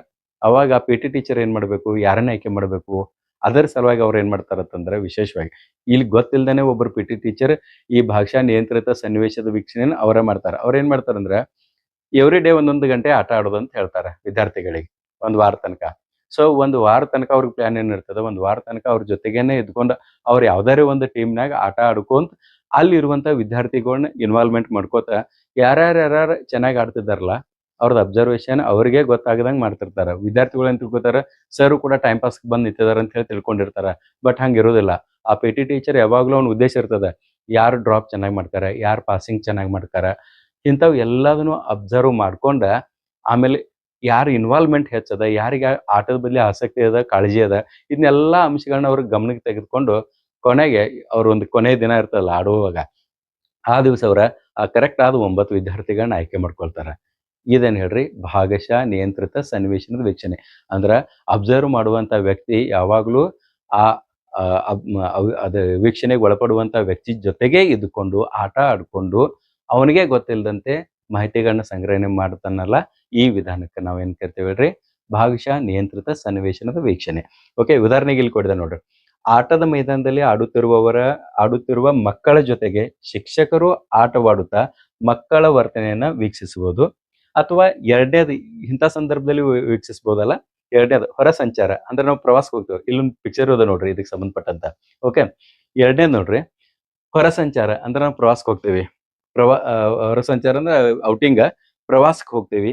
ಆಮೇಲೆ ವಿದ್ಯಾರ್ಥಿಗಳ ಸಂಘ ಚಟುವಟಿಕೆಗಳಲ್ಲಿ ಮಕ್ಕಳ ವರ್ತನೆಗಳನ್ನ ವೀಕ್ಷಿಸಬಹುದು ಎರಡನೇ ವಿಧಾನದ ಮೂಲಕ. ಅಂದ್ರೆ ಯಾವಾಗ್ಲೂ ಕೂಡ ನಾವು ಔಟ್ಸೈಡ್ ಹೋದಾಗ, ಔಟಿಂಗ್ ಹೋದಾಗ, ಪ್ರವಾಸಕ್ಕೆ ಹೋದಾಗ, ಅಥವಾ ಮಕ್ಕಳದು ಕಾರ್ಯಕ್ರಮಗಳು ಇರ್ತಾವಲ್ಲ, ಸಂಘ ಚಟುವಟಿಕೆಗಳು ಇರ್ತಾವಲ್ಲ, ಬೇರೆ ಬೇರೆ ವಿಷಯಕ್ಕೆ ಸಂಬಂಧಪಟ್ಟಂತೆ ಕನ್ನಡ ಸಂಘ, ಇತಿಹಾಸ ಸಂಘ ಹಿಂಗಿರ್ತಾವಲ್ಲ, ಅಂತ ಸಂದರ್ಭದಾಗ ಯಾರ್ಯಾರು ಆಕ್ಟಿವ್ ಆಗಿ ಹತ್ರ ಪಾರ್ಟಿಸಿಪೇಟ್ ಮಾಡ್ತಾರೆ, ಯಾರಿಗೆ ಇಂಟ್ರೆಸ್ಟ್ ಐತಿ, ಇದನ್ನೆಲ್ಲಾನು ಅಬ್ಸರ್ವ್ ಮಾಡ್ಬೋದು. ಅದರಿಂದ ಒಂದು ಗೊತ್ತಾಗ್ಬಿಡ್ತದೆ ಏನಂದ್ರೆ ಈ ವಿದ್ಯಾರ್ಥಿಗೆ ಮ್ಯಾಥಮೆಟಿಕ್ಸ್ ದಲ್ಲಿ ಆಸಕ್ತಿ ಇದೆ, ಈ ವಿದ್ಯಾರ್ಥಿಗೆ ವಿಜ್ಞಾನದಲ್ಲಿ ಆಸಕ್ತಿ ಇದೆ, ಈತನಿಗೆ ಸಂಗೀತದಲ್ಲಿ ಆಸಕ್ತಿ ಅದ. ಒಬ್ಬೊಬ್ರು ಅಭ್ಯಾಸ ಮಾಡೋತ್ರ ಹೆಚ್ಚು ವೈಸ್ ಇರಂಗಿಲ್ಲ. ಬಟ್ ಆ ಪಠ್ಯೇತರ ಚಟುವಟಿಕೆಗಳು ಕೆಲವು ಜನ ಅತಿ ಆಸಕ್ತಿ ಇರ್ತಾರೆ. ಇನ್ನು ಕೆಲವು ಜನ ಪಠ್ಯೇತರದಾಗ ಮತ್ತು ಪಠ್ಯದಾಗ ಇರಂಗಿಲ್ಲ, ಅವ್ರು ಆಟದಾಗ ಇರ್ತಾರೆ, ಸಂಗೀತದಾಗ ಇರ್ತಾರೆ, ನೃತ್ಯ ಕಲೆ ಇಂಥದ್ರಾಗೆಲ್ಲ ಇರ್ತಾರೆ. ಗೊತ್ತಾಯ್ತಾ? ಸೊ ಹಿಂಗಾಗಿ ಯಾವುದೇ ವಿದ್ಯಾರ್ಥಿಯ ಲಕ್ಷಣಗಳನ್ನ, ವ್ಯಕ್ತಿಯ ಒಂದು ವರ್ತನೆಗಳನ್ನ ನಮಗೆ ಅಭ್ಯಾಸ ಮಾಡ್ಬೇಕಾದ್ರೆ ಈ ಒಂದು ಪದ್ಧತಿ ಐತಲ್ಲ, ವಿಧಾನ, ಇದು ಕೂಡ ಬಹಳ ಹೆಲ್ಪ್ ಆಗ್ತದೆ. ಇನ್ನ ಮೂರನೇದು ಯಾವ್ದಂದ್ರ ಸ್ವತಂತ್ರ ಸನ್ನಿವೇಶದ ವೀಕ್ಷಣೆ. ಸ್ವತಂತ್ರ ಸನ್ನಿವೇಶದ ವೀಕ್ಷಣೆಯನ್ನ ಸ್ವಾಭಾವಿಕ ವೀಕ್ಷಣೆ, ಸ್ವತಂತ್ರ ವೀಕ್ಷಣೆ ಅಂತ ಕೂಡ ಕರೀತಾರೆ. ಇಂಡಿಪೆಂಡೆಂಟ್ ಅಬ್ಸರ್ವೇಷನ್ ಅಂತ ಹೇಳಿ. ಇದ್ರಾಗ ಮೊದಲ 2 ಪದ್ಧತಿಗಳೇನವಲ್ಲ, ಸಂಪೂರ್ಣ ನಿಯಂತ್ರಿತ ಮತ್ತು ಭಾಗಶಃ ನಿಯಂತ್ರಿತ, ಅವು ಎರಡೂನು ಇರಂಗಿಲ್ಲ. ಇಲ್ಲಿ ವ್ಯಕ್ತಿಯನ್ನ ಸ್ವತಂತ್ರವಾಗೇ ಬಿಟ್ಟಿರ್ತಾರ. ಅವನಿಗೆ ಗೊತ್ತೇ ಇರಂಗಿಲ್ಲ ನಮ್ನ ಯಾರೋ ಅಬ್ಸರ್ವ್ ಮಾಡ್ತಾರ ಅಂತ ತಿಳ್ಕೊಂಡು. ಆದ್ರೂ ನಿಂತ ಅವ್ರಿಗೆ ಗೊತ್ತಾಗಬಾರ್ದಂಗೆ ಅಬ್ಸರ್ವ್ ಮಾಡೋದೈತಲ್ಲ, ಇದನ್ನ ನಾವು ಸ್ವತಂತ್ರ ವೀಕ್ಷಣೆ ಅಂತ ಹೇಳಿ ಕರಿತೇವೆ. ಇದ್ರಾಗ ಏನಾಗ್ತದೆ ನೋಡ್ರಿ, ಇದನ್ನು ಸ್ವತಂತ್ರ ವೀಕ್ಷಣೆ, ಪರೋಕ್ಷ ವೀಕ್ಷಣೆ, ಅಥವಾ ಸ್ವಾಭಾವಿಕ ವೀಕ್ಷಣೆ ಅಥವಾ ಅವಲೋಕನ ಅಂತ ಹೇಳಿ ಕರೀಲಾಗ್ತದೆ. ಇಲ್ಲಿ ಮತ್ತೆ ಬೇರೆ ಬೇರೆ ಹೆಸರುಗಳು ನೆನ್ಪಿಟ್ಕೊಡ್ರಿ. ಯಾವ್ದಾದ್ರು ಒಂದ್ ಅಬ್ಸರ್ವ್ ಇದು ಮಾಡ್ಲಿ, ಹೆಸರು ಹೇಳಿ, ಅದ್ ನಿಮ್ಗೆ ಗೊತ್ತಾಗ್ಬೇಕು. ಇಲ್ಲಿ ಏನಾಗ್ತದಂದ್ರೆ ವೀಕ್ಷಣೆ ಮಾಡುವಂತಹ ವ್ಯಕ್ತಿ ವೀಕ್ಷಣೆಗೆ ಒಳಪಡುವ ವ್ಯಕ್ತಿಯ ಅರಿವಿಗೆ ಬಾರದಂತೆ, ಅವನಿಗೆ ಗೊತ್ತಾಗದಂಗ ಪರೋಕ್ಷವಾಗಿ ಅವನ ವರ್ತನೆಯನ್ನ ಅಧ್ಯಯನ ಮಾಡುವ ವಿಧಾನವೇ ಅನಿಯಂತ್ರಿತ ಅವಲೋಕನ ಅಥವಾ ಸ್ವತಂತ್ರ ಸನ್ನಿವೇಶದ ವೀಕ್ಷಣೆ ಅಥವಾ ಸ್ವಾಭಾವಿಕ ವೀಕ್ಷಣೆ ಅಂತೇಳಿ ಕರೀತಾರೆ. ಇದರ ನಿಯಂತ್ರಣ ಒಟ್ಟೆ ಇರಂಗಿಲ್ಲ ಅಂತಂದಂಗೆ. ಓಕೆ, ಇಲ್ಲಿ ಇಬ್ಬರು ವ್ಯಕ್ತಿಗಳು ಪರಸ್ಪರ ಮುಖಾಮುಖಿ ಇಲ್ಲದೆ, ಈಗ ಮೊದಲ 2 ಸನ್ನಿವೇಶದಾಗ ಮುಖಾಮುಖಿ ಆಗ್ತಾರ ಅವರು, ಈಗ ಒಂದೇ ಸನ್ನಿವೇಶದಾಗಂತೂ ಅಬ್ಸರ್ವ್ ಮಾಡ್ಬೇಕಾದ್ರೆ ಕಂಪ್ಲೀಟ್ ಆ ವಿದ್ಯಾರ್ಥಿಗೆ ಗೊತ್ತಾಗ್ತದೆ ಇವ್ರು ನಮ್ಮನ್ನ ಅಬ್ಸರ್ವ್ ಮಾಡ್ತಾರ ಸರ್ ಅಂತ ತಿಳ್ಕೊಂಡು. ಎರಡನೇ ತರಾಗ ವಿದ್ಯಾರ್ಥಿಗಳಿಗೆ ಒಂದ್ ಸ್ವಲ್ಪ ಗೊತ್ತಿರ್ತದೆ ಸರ್ ನಮ್ ಜೋಡೆ ಇದಾರ ಅನ್ನೋದು ಗೊತ್ತಿರ್ತದ. ಆದ್ರೆ ಎಲ್ಲಾ ಆಕ್ಟಿವಿಟಿದಾಗ ಅವರು ನಮ್ ಜೊತೆಗೆ ಇದಾರ ಅನ್ನೋದು ಗೊತ್ತಿರ್ತದೆ ವಿದ್ಯಾರ್ಥಿಗಳಿಗೆ. ಇವು ಎರಡು ತರಾಗ ಮುಖಾಮುಖಿ ಆಗ್ತದ. ಮೂರನೇ ತರಾಗ ಅವ್ರು ಒಬ್ಬರಿಗೊಬ್ಬರು ಮುಖಾಮುಖಿನ ಆಗಂಗಿಲ್ಲ. ಇಲ್ಲಿ ಆ ವಿಧಾನಕ್ಕೆ ಒಳಪಡುವಂತ ವ್ಯಕ್ತಿಗೆ ನಮ್ಮನ್ನ ಯಾರೋ ಒಬ್ಬರು ಅಬ್ಸರ್ವ್ ಮಾಡ್ತಾರ ಅನ್ನೋದು ಗೊತ್ತೇ ಇರಂಗಿಲ್ಲ, ಅವ್ರು ಕಾಣೋದು ಇಲ್ಲ. ಇಲ್ಲದೆ ಇರುವಂತಹ ಇರುವುದರಿಂದ ಇಲ್ಲಿ ಏನಾಗ್ತಂದ್ರೆ ಇಲ್ಲಿ ಇಬ್ಬರು ವ್ಯಕ್ತಿಗಳು ಪರಸ್ಪರ ಮುಖಾಮುಖಿ ಇಲ್ಲದೆ ಇರುವುದರಿಂದ ವೀಕ್ಷಣೆಗೆ ಒಳಪಡುವ ವ್ಯಕ್ತಿಯು ನೈಜ ವರ್ತನೆಯನ್ನ ತೋರಿಸುವ ಸಾಧ್ಯತೆ ಇಲ್ಲಿ ಹೆಚ್ಚಿರ್ತದೆ. ಯಾಕಂದ್ರೆ ನಾವು ಕಾಮನ್ ಆಗಿ ನಮ್ಮನ್ನ ಯಾರು ನೋಡಂಗಿಲ್ಲ ತಿಳ್ಕೊಂಡು ಅಗದಿ ಬಿಂದಾಸ್ ಆಗಿರ್ತೇವಲ್ಲ, ಅಂತ ಸಂದರ್ಭದಾಗ ಯಾರಾದ್ರೂ ಅಬ್ಸರ್ವ್ ಮಾಡಿರ ತಿಳ್ಕೊಳ್ರಿ, ಅವಾಗ ರಿಯಲ್ ನಮ್ದು ವರ್ತನೆ ಏನದಲ್ಲ ಅದು ಗೊತ್ತಾಗ್ಬಿಡ್ತದ. ಸೊ ಈ ಮೂರು ವಿಧಾನಗಳಲ್ಲಿ ಅತಿ ಮಹತ್ವದ ವಿಧಾನ ಮತ್ತೆ ಹೆಚ್ಚಾನ್ ಹೆಚ್ಚ ಸತ್ಯತೆಯಿಂದ ಕೂಡಿರುವಂತ ವಿಧಾನ ಯಾರ ಇದ್ ಮಾಡ್ತಾರಲ್ಲ, ರಿಪೋರ್ಟ್ ಕೊಡ್ತಾರಲ್ಲ, ಆ ರಿಪೋರ್ಟ್ 100% ಇರೋದು ಯಾವ್ದಂದ್ರೆ ಇದು ಸ್ವಾಭಾವಿಕ ವೀಕ್ಷಣೆ ಅಥವಾ ಸ್ವತಂತ್ರ ಸನ್ನಿವೇಶದ ವೀಕ್ಷಣೆ ಅಥವಾ ಅನಿಯಂತ್ರಿತ ಸನ್ನಿವೇಶದ ವೀಕ್ಷಣೆ ಅಂತ ಹೇಳ್ಕರ್ತೀವಲ್ಲ, ಇದೇ ಇರ್ತದೆ. ಹೀಗಾಗಿ ವರ್ತನೆಯನ್ನು ಇಲ್ಲಿ ನಾವು ಸ್ವಾಭಾವಿಕವಾಗಿ ಮತ್ತು ವಸ್ತುನಿಷ್ಠವಾಗಿ ಅಧ್ಯಯನ ಮಾಡಬಹುದು ಅಂತ ತಿಳ್ಕೊಂಡು ಹೇಳಾಗ್ತದೆ. ಇನ್ನ ಮುಂದುವರೆದು ಇದರ ಕುರಿತ ವಿಶೇಷವಾಗಿ ಉಪಯೋಗಿಸಿದಂತ ಒಬ್ಬರು ವ್ಯಕ್ತಿ ಇದಾರ. ಈ ವಿಧಾನವನ್ನ ಅರ್ನಾಲ್ಡ್ ಗೆಸೆಲ್ ಅಂತ ಹೇಳಿ ಅಮೆರಿಕಾದ ಮನೋವಿಜ್ಞಾನಿ ಮತ್ತ ಮಕ್ಕಳ ವೈದ್ಯರು ಕೂಡ ಆಗಿದ್ರು. ಇವರು ಪೀಡಿಯಾಟ್ರಿಷಿಯನ್ ಅಂತ ಹೇಳಿ ಏನ್ ಕರಿತೀವಲ್ಲ ಅದಾಗಿದ್ರು. ಅತಿ ಫೇಮಸ್ ಅವ್ರು ಗೆಸೆಲ್ ಅವರು. ಇವ್ರು ಏನ್ ಮಾಡ್ರಂದ್ರ ತಮ್ಮ ಶಿಶು ಚಿಕಿತ್ಸಾಲಯದಲ್ಲಿ ಒಂದು ಅವ್ರದ್ದೇನೋ ಆಸ್ಪತ್ರೆ ಐತಲ್ಲ, ಆ ಆಸ್ಪತ್ರೆಯಲ್ಲಿ ಒಮ್ಮುಖ ಗಾಜಿನ ಪರದೆ ಅಂತ ಹೇಳಿ ಕರೀತಾರೆ. ಇದೊಂದು ಫೇಮಸ್ ಅದ, ನೆನ್ಪಿಟ್ಕೊಳ್ರಿ. ಒಮ್ಮುಖ ಗಾಜಿನ ಪರದೆಯನ್ನ ಮನೋವಿಜ್ಞಾನದಲ್ಲಿ ವೀಕ್ಷಣಾ ವಿಧಾನದಲ್ಲಿ ಬಳಸಿದವರು ಯಾರು ಅಂತ ಹೇಳಿ ಕ್ವಶನ್ ಬರ್ತದ. ಅವ್ ಯಾವಾಗ್ಲೂ ನೆನ್ಪಿಟ್ಕೊಳ್ಬೇಕು. ಗೆಸೆಲ್ ಅವರ ಒಮ್ಮುಖ ಗಾಜಿನ ಪರದೆಯನ್ನ ಬಳಸಿದ್ರು. ಎದ್ರ ಸಲುವಾಗಿ ಹೇಳ್ರಿ? ಮಕ್ಕಳ ಅಪಸಮಾಯೋಜಿತ ವರ್ತನೆಗಳನ್ನ ವೀಕ್ಷಿಸುವ ಸಲುವಾಗಿ. ಅಂದ್ರ ಅವ್ರ ಕಡೆ ಸಣ್ಣ ಸಣ್ಣ ಮಕ್ಕಳ ಇದಕ್ ಬರ್ತಿದ್ದಿಲ್ಲ, ಟ್ರೀಟ್ಮೆಂಟ್ಗೆ ಬರ್ತಿದ್ದಿಲ್ಲ. ಅಪಸಮಾಯೋಜಿತ ಮಕ್ಕಳು ಅಂದ್ರೆ ನಾರ್ಮಲ್ ಮಕ್ಕಳು ಅವ್ರ ಕಡೆ ಹೋಗ್ತಿರ್ಲಿಲ್ಲ. ಅಂದ್ರೆ ನಾರ್ಮಲ್ ಮಕ್ಕಳು ಟ್ರೀಟ್ಮೆಂಟ್ಗೆ ಹೋದ್ರು ಕೂಡ ವಿಶೇಷವಾಗಿ ಇವ್ರು ಎದಕ್ ಫೇಮಸ್ ಇದ್ರಂದ್ರ ಅಪಸಮಾಯೋಜಿತ ಸ್ವಲ್ಪ ವಿಚಿತ್ರ ವರ್ತನೆಗಳು ತೋರ್ತಾರಲ್ಲ, ಅಬ್ನಾರ್ಮಲ್ ಇವು ವರ್ತನೆಗಳು ತೋರ್ತಾರಲ್ಲ, ಅಂತ ಮಕ್ಕಳು ಇವ್ರ ಕಡೆ ಟ್ರೀಟ್ಮೆಂಟ್ಗೆ ಹೋದಾಗ ರಿಯಲಿ ಆ ಮಕ್ಕಳ ವರ್ತನೆ ಏನದ ಅದನ್ನ ಕಾರಣಗಳನ್ನ ಕಂಡು ಹಿಡಿದು ಆ ವರ್ತನೆಗೆ ಕಾರಣಗಳನ್ನ ಕಂಡು ಹಿಡಿದ ಸಲುವಾಗಿ ಗೆಸೆಲ್ ಅವ್ರು ಏನ್ ಮಾಡ್ತಿದ್ರು ಅಂದ್ರ ಒಮ್ಮುಖ ಗಾಜಿನ ಪರದೆಯನ್ನ ಉಪಯೋಗಿಸಿದ್ರು. ಒಮ್ಮುಖ ಗಾಜಿನ ಪರದೆ ಅಂತಂದ್ರ ಈ ನಿಮ್ ನಡುವೆ ಒಂದು ಗ್ಲಾಸ್ ಐತಿ ಅಂತ ಭಾವಿಸೋಣ. ನನಗ ನೀವೆಲ್ಲಾ ಕಾಣ್ತಿರ್ತೀರಿ, ಬಟ್ ನಿಮಗ್ ನಾನು ಕಾಣ್ತಿರಂಗಿಲ್ಲ, ತಿಳಿತಲ್ಲ. ಆ ರೀತಿಯಾದ ಗಾಜಿನ ಬಳಕೆಯನ್ನು ಮಾಡ್ಕೊಂಡು ಆ ಒಳಗಡೆ ಇರುವಂತ ಮಕ್ಕಳೆಲ್ಲಾನು ಕೂಡ ಅವ್ರಿಗೆ ಬೇಕಾದಂಗ ಆಟ ಆಡ್ಕೊಂತ ಇರ್ತಿದ್ರು. ಬಟ್ ಯಾರ್ಯಾರು ಹೆಂಗಿದಾರೋ, ಯಾರು ಶಾಂತವಾಗಿ ಕೂತಿದಾರೆ, ಯಾರು ಆಟ ಆಡ್ತಾರ, ಯಾರು ಇನ್ನೊಬ್ಬರನ್ನ ಹೊಡಿತಾರ, ಯಾಕಂದ್ರೆ ಅಪಸಮಾಯೋಜಿತ ಮಕ್ಕಳು. ಸೊ ಆ ಮಕ್ಕಳು ವರ್ತನೆಯನ್ನ ಅಭ್ಯಾಸ ಮಾಡೋ ಸಲುವಾಗಿ ಗೆಸೆಲ್ ಅವ್ರು ಏನ್ ಮಾಡಿದ್ರು ಅಂದ್ರೆ ಈ ಒಂದು ಗ್ಲಾಸ್ ಅನ್ನ ಉಪಯೋಗ ಮಾಡಿದ್ರು, ಒಮ್ಮುಖ ಗಾಜಿನ ಪರದೆ ಅಂತ ಹೇಳಿ. ಇಲ್ಲಿ ಕೆಲವೊಂದಿಷ್ಟು ಪಿಕ್ಚರ್ ಅದಾವ ನೋಡ್ರಿ. ಇವ್ರು ಗೆಸೆಲ್ ಅವ್ರ ರಿಯಲ್ ಫೋಟೋ ಅದ ಗೆಸೆಲ್ ಅವ್ರದ್ದು. ಆಮೇಲೆ ಇಲ್ಲಿ ಅವ್ರು ಒಳಗೆ ಅದಾರ, ಆಮೇಲೆ ಹೊರಗಡೆ ರೆಕಾರ್ಡಿಂಗ್ ಮಾಡಕಾರ. ಅಂದ್ರೆ ಅವ್ರ ಜೋಡಿ ಇದ್ದಾಗ ಯಾವ ರೀತಿ ಆಗ್ತದೆ ಅಂತ ತಿಳ್ಕೊಂಡು ಕೆಲವೊಂದ್ಸಲ ಅವ್ರು ಹೊರಗೆ ಇರ್ತಿದ್ರು, ಮಕ್ಕಳನ್ನ ಅಷ್ಟೇ ಬಿಡ್ತಿದ್ರು. ಹಿಂಗ್ ಮಾಡೋದ್ರಿಂದ ನೈಜವಾದ ವರ್ತನೆಗಳು ಗೊತ್ತಾಗ್ತಾವ ಅಂತ ತಿಳ್ಕೊಂಡು ಅವರು ದಾಖಲಿಸುವಂತ ಪ್ರಕ್ರಿಯೆಯಲ್ಲಿ ತೊಡಗಿದ್ರು, ಹೇಳ್ತಾ.